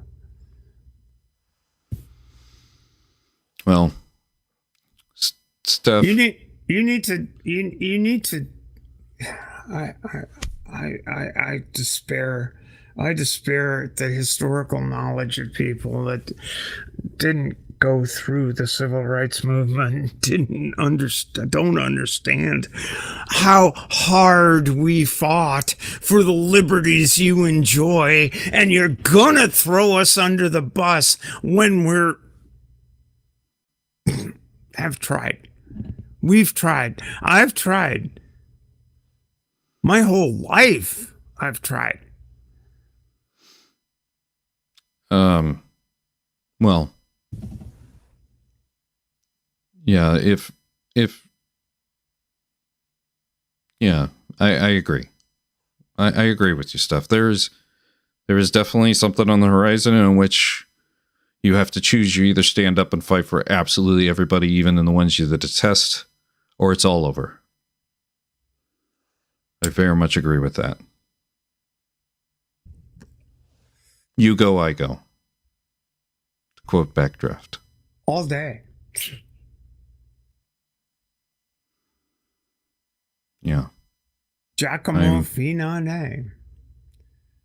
I mean, I love you, man. I just want. I'm honestly trying to get you to examine a little bit more carefully about where people at the tip of the spear stand, especially in the context of people who treat this as a joke. And honestly, Doug has said he is only doing this for fun. He does his channel for fun. Yeah. He uses the Socratic method. That's not an excuse. He uses demonizing people for fun. He uses, it was okay for him to demonize the Christians with that same method. It's okay to demonize anybody he's asking questions to. That's how it works. Really? Why do you think Socrates was essentially murdered? Why? Because he asked hard questions to people who didn't want to hear. Yes. No, he literally said he literally said after he went after Matt Dillahunty, after he went on Takis, and he decided that he was gonna target Matt and Arden with clips for his channel, that he was doing it for fun. That's not the Socratic method. I don't know what you're talking about. I haven't seen whatever this is that you're talking about. Because you've got your fucking eyes closed. Okay. Well. Thanks for having me on. Why? So.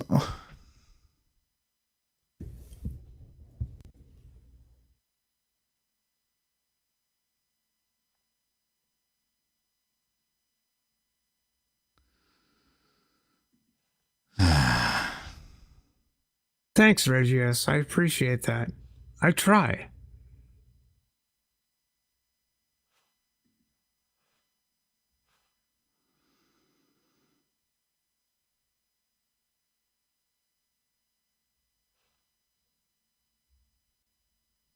Yeah. I do. I honestly do try. I've gotten better at it over time. I admit, I've gone over the top on several occasions, and been a real bitch. Look, if I don't care if you critique me, I don't care if you think I'm stupid, because I am stupid. But I will say this: stupid. I'm just trying to convince you to take a real good objective look at what's going on here. If you liked Doug when he was using his method against the Christian, and now you don't like Doug because he's used it against whatever you're being questioned on, well, okay, then what are we talking about here? I'm talking seriously about what the end game is. Where if I personally, I'll say it again. I don't care about what you believe. I care about what you do with your beliefs. If it is more important to you to defeat Christians than it is to ensure human see you, Tony. To ensure human well-being, then I think you're as bad as an inquisitionist. Well, I disagree with that. Look, why? You do?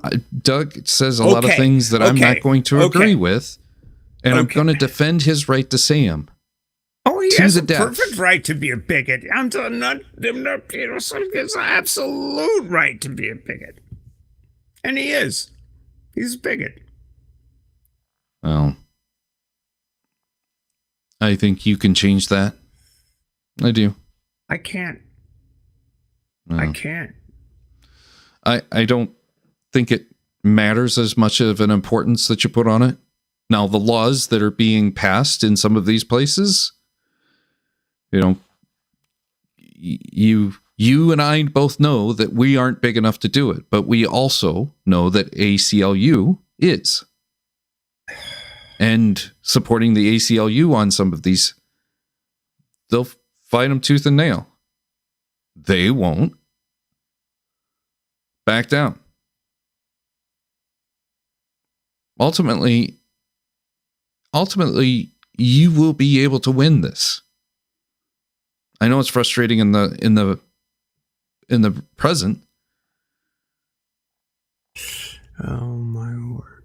Oh my word. Yeah, read the letter from the Birmingham jail. Read the history of the civil rights movement. Read the stuff that I lived. And why stop equating Doug with the Socratic method? What? His street epistemology is based on the Socratic method. Yeah, and it pisses people off. All of my conversations with Doug, it's like, so you agree with me, right?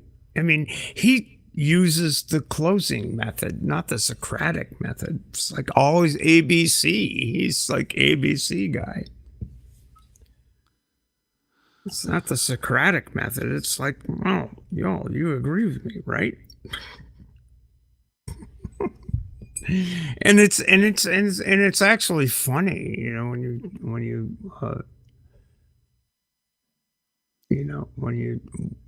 you think about it.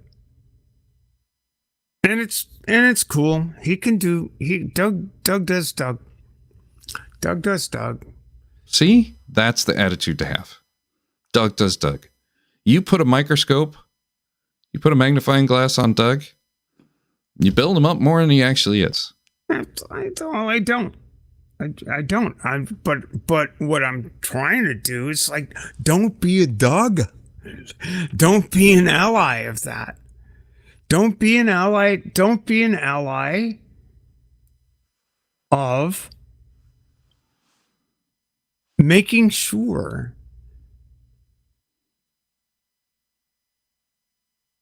that his point of view becomes the majority point of view. I mean, that's what I'm trying to argue here, Tux. I'm not saying you need to disown the guy or hate the guy or anything. He's fine. It's a decent, I'm sure he's a decent human being in his own sphere, but he just doesn't like. He wants to be able to, his general outlook is that majority rules no matter what. And as I said in one conversation with him,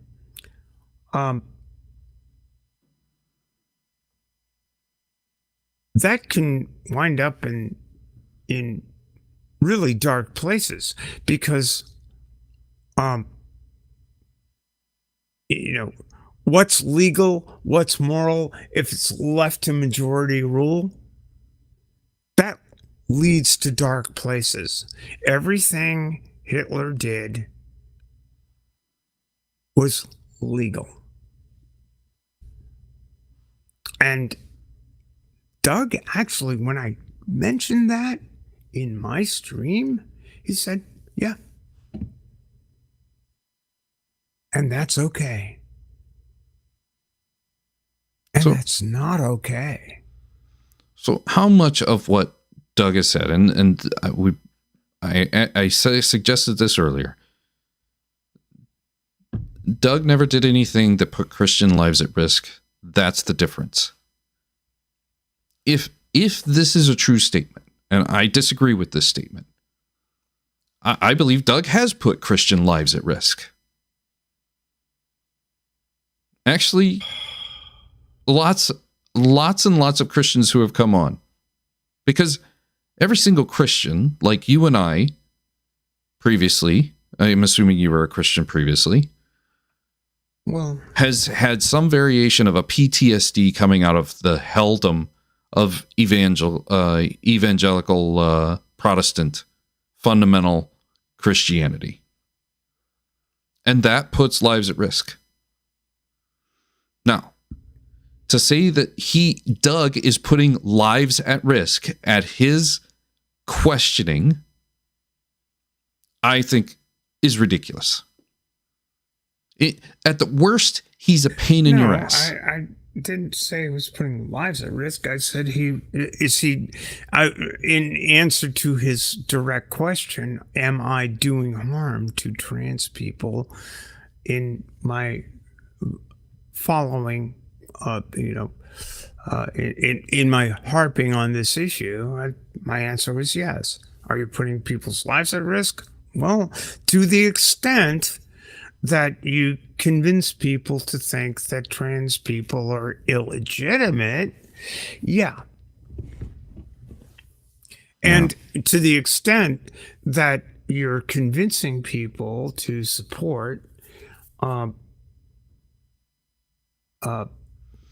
the passage of rules and regulations that prevent trans people, old or young,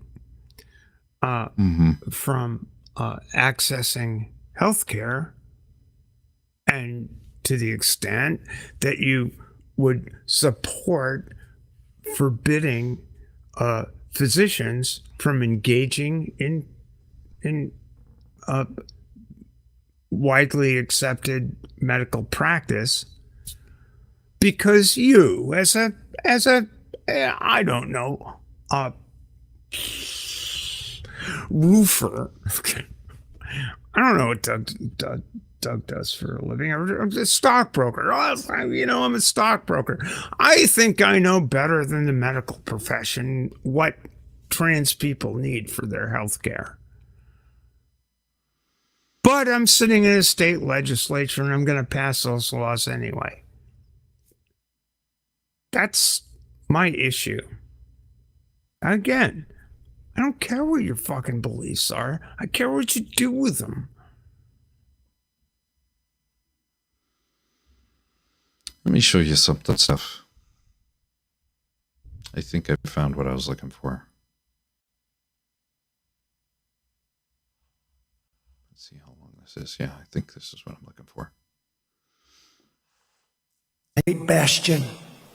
Perhaps some people will not like hearing this, but the only way you're going to remove the hundreds of thousands of people, and maybe throughout our nation, millions of people we're talking about, and help make our cities clean, safe, and beautiful again, is to open up large parcels of inexpensive land in the outer reaches of the cities, bring medical professionals, including doctors, psychiatrists, psychologists, drug rehab specialists, build permanent bathrooms and other facilities, make them good, make them hard, but build them fast, and create thousands and thousands of high-quality tents, which can be done in one day. And you have to move people out. Now, some people say, oh, that's so horrible. No, what's horrible is what's happening now. Because now they're in tents, but most of them aren't even tents that function. But we have to do it because you can put up a tent in one day. It would be 2 years, 3 years, long time if you're going to build housing that would take care of the kind of numbers that we're talking. We're talking about hundreds of thousands and probably millions of people. It will be the ambition of these people. To this word salad. Why do you think that they're going to round up the homeless so our cities are more beautiful again? Who do you think is next? Is it the atheists? Is it the trans? Is it I already know the answer. Whoever the religious organization that the Christians deem the next enemy? I mean, that right there is where the front line is. It's the homeless. If Trump gets in office, it's the homeless. He's going to round them up, put them in concentration camps. He's going to call beautiful and build them hard. That will be the first sign. That will be the first sign right there. You're next. I'm next. We're all next. And if we live in a world in which we don't let that first domino fall. First domino's already fallen, mate, and that's what I'm here to tell you. The first domino's already fallen. Trans children cannot access health care in Missouri, in Texas, in Florida. The first domino's already fallen, and you don't fucking see it, and neither is Pine Creek, and God damn it. You know, you're 3 steps behind. And you haven't done anything yet, and I don't see that you're going to do anything anytime soon. And you're sitting there making fucking excuses for a guy who thinks that it's okay. To me, Stephanie, what you just did, your explosion there, against Doug, is the Streisand effect. use fuck you. Fuck you. Fuck you. Fuck you. Thank you. Don't need to deal at this point. You can do better than this. It's true. Every fucking single word I just said is true. I understand Please it's true. Open your eyes, mate. But putting your focus on Doug is not going to do It's a fucking not thing. Doug. Right now, But that's my who you were focus talking is on about. you. That is You're who you were talking about. blind. That's who you were pointing the finger at just now.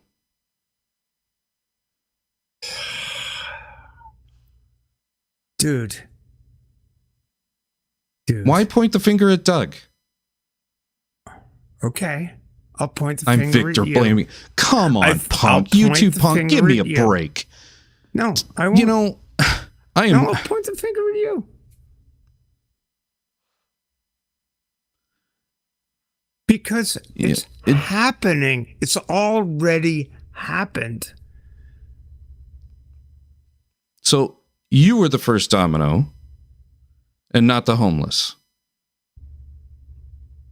We're rounding up the trans. We're rounding up the trans and putting them someplace where there's going to be excellent medical care and bathrooms and.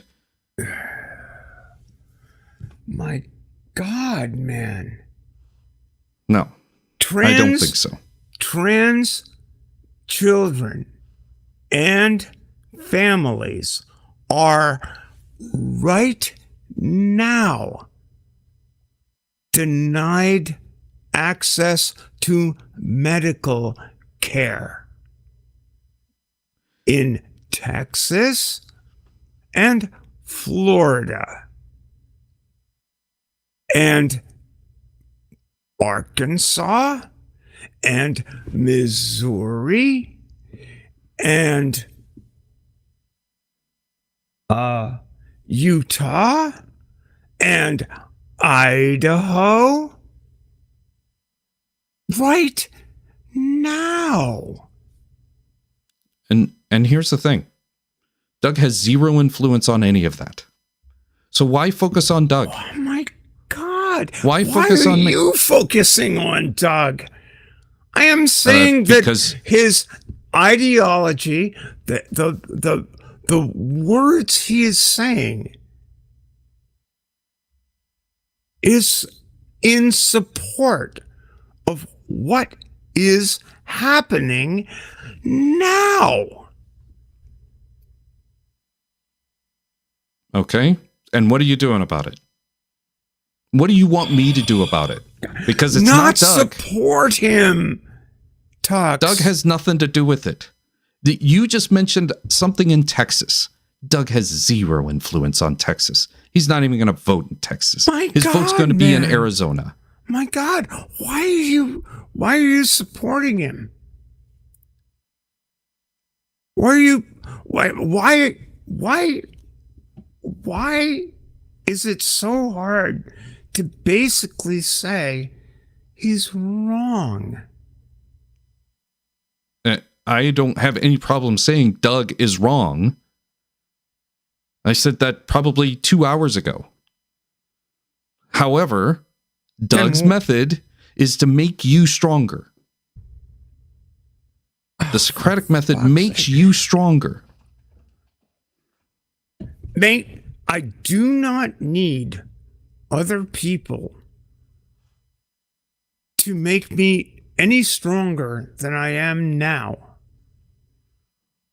I've had plenty of people throw their Socratic method at me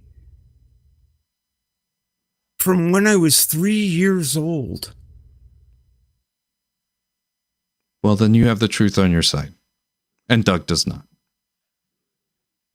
Your story is far better than Doug's.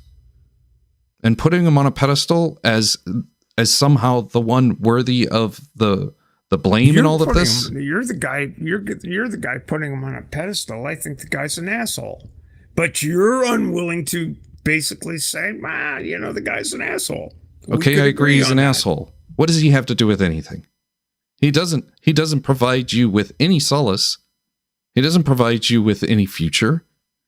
He has zero voice in this, in my opinion, compared to yours. And Well, if thank you you put for him, that.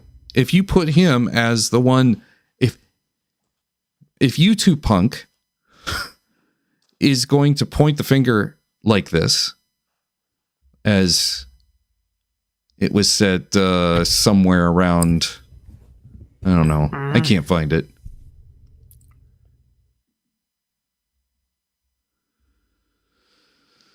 But here is my plea to you.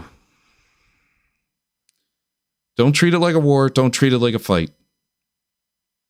Bring the facts. Bring the truth. And you'll win. It's just that simple. I know it sounds naive. I know it sounds like rainbows and unicorns. Tux, how old are you? What does that matter? It matters a lot. How old are you? What's the context of the question? How many fights have you been through? Political fights. I don't. What was I your don't know. first presidential election? That I voted in or remember? Okay, remember. Ford and Carter. Okay.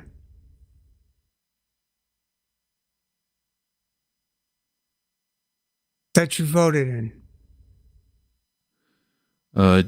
George W. versus Dukakis. George H. W. versus Dukakis. Who'd you vote for? George H. W. Were you fully committed? To George H.W. Bush? Mhm. Yes. I voted for him twice. Oh, you did. So you voted for Bush against Clinton. I voted for Bush against Clinton. Who'd you vote for in the next election? I voted for Kemp and Doyle. If I remember correctly. So you've I been liked on Kemp, the right I didn't side like of Doyle. history all the way along. Yeah. Yes. I did not vote in 04, but that would have been the first election I would have voted for a Democrat. And that was for Kerry. But I didn't make it back. I didn't make it back to hometown. I was supposed to go back the night before, and it was just pouring rain. I almost had an accident about a mile away from where I was living in a borrowed car, and decided it's not worth going and voting. So, I just wanted to get a sense of what your,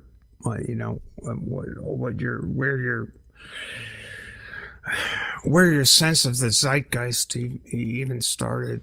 But we can, I guess we can.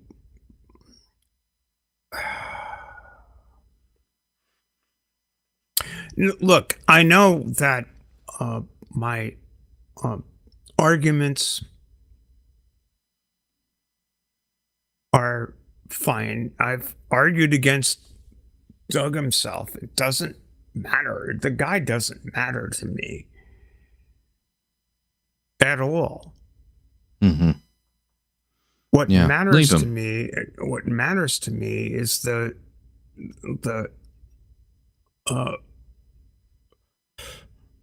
willingness of so many within this orbit to just excuse his rampant racism, transphobia, etc., and so forth. The guy's not a good guy. I disagree with that. Personable guy, kind guy, probably great to his friends, good to hang out with, but the way he plays to his audience. Did you see how he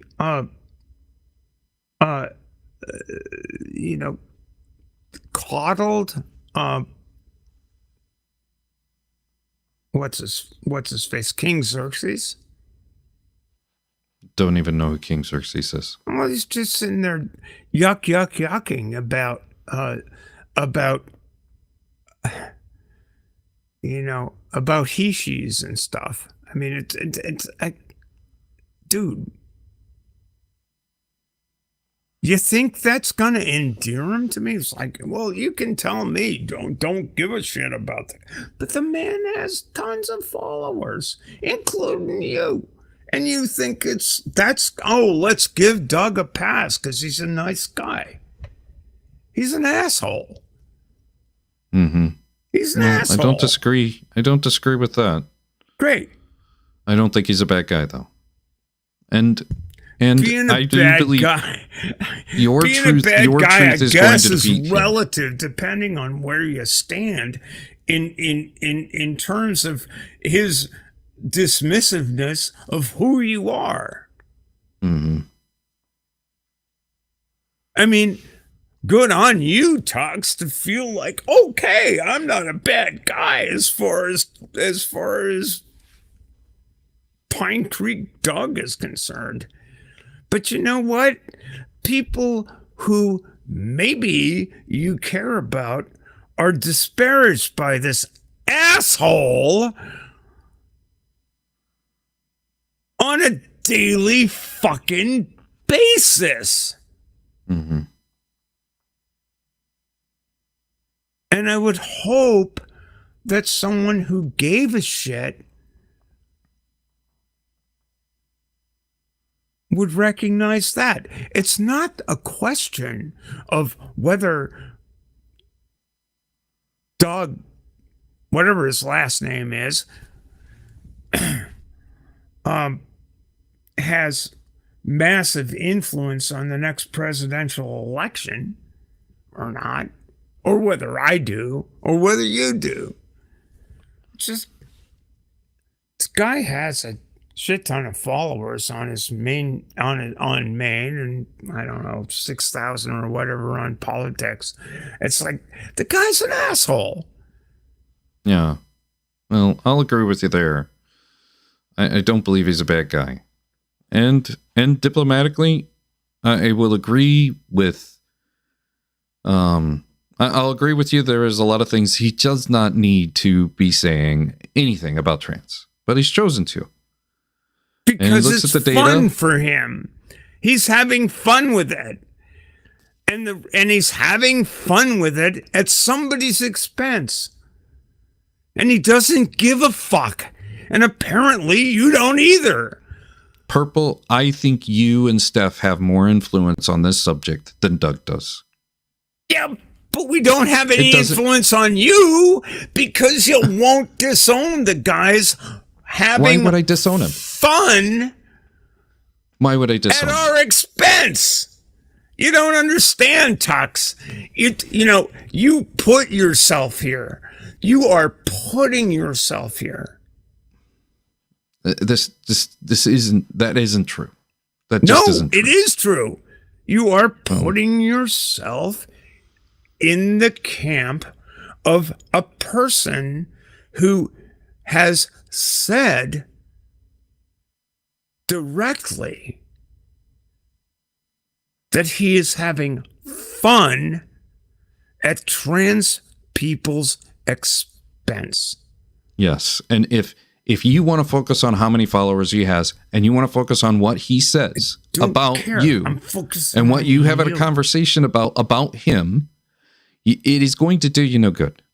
I'm telling you, your truthful stories, and you two, Punk and Purple, your stories, your ability to be in the present is far better than focusing on whatever Doug says. Shut the fuck up!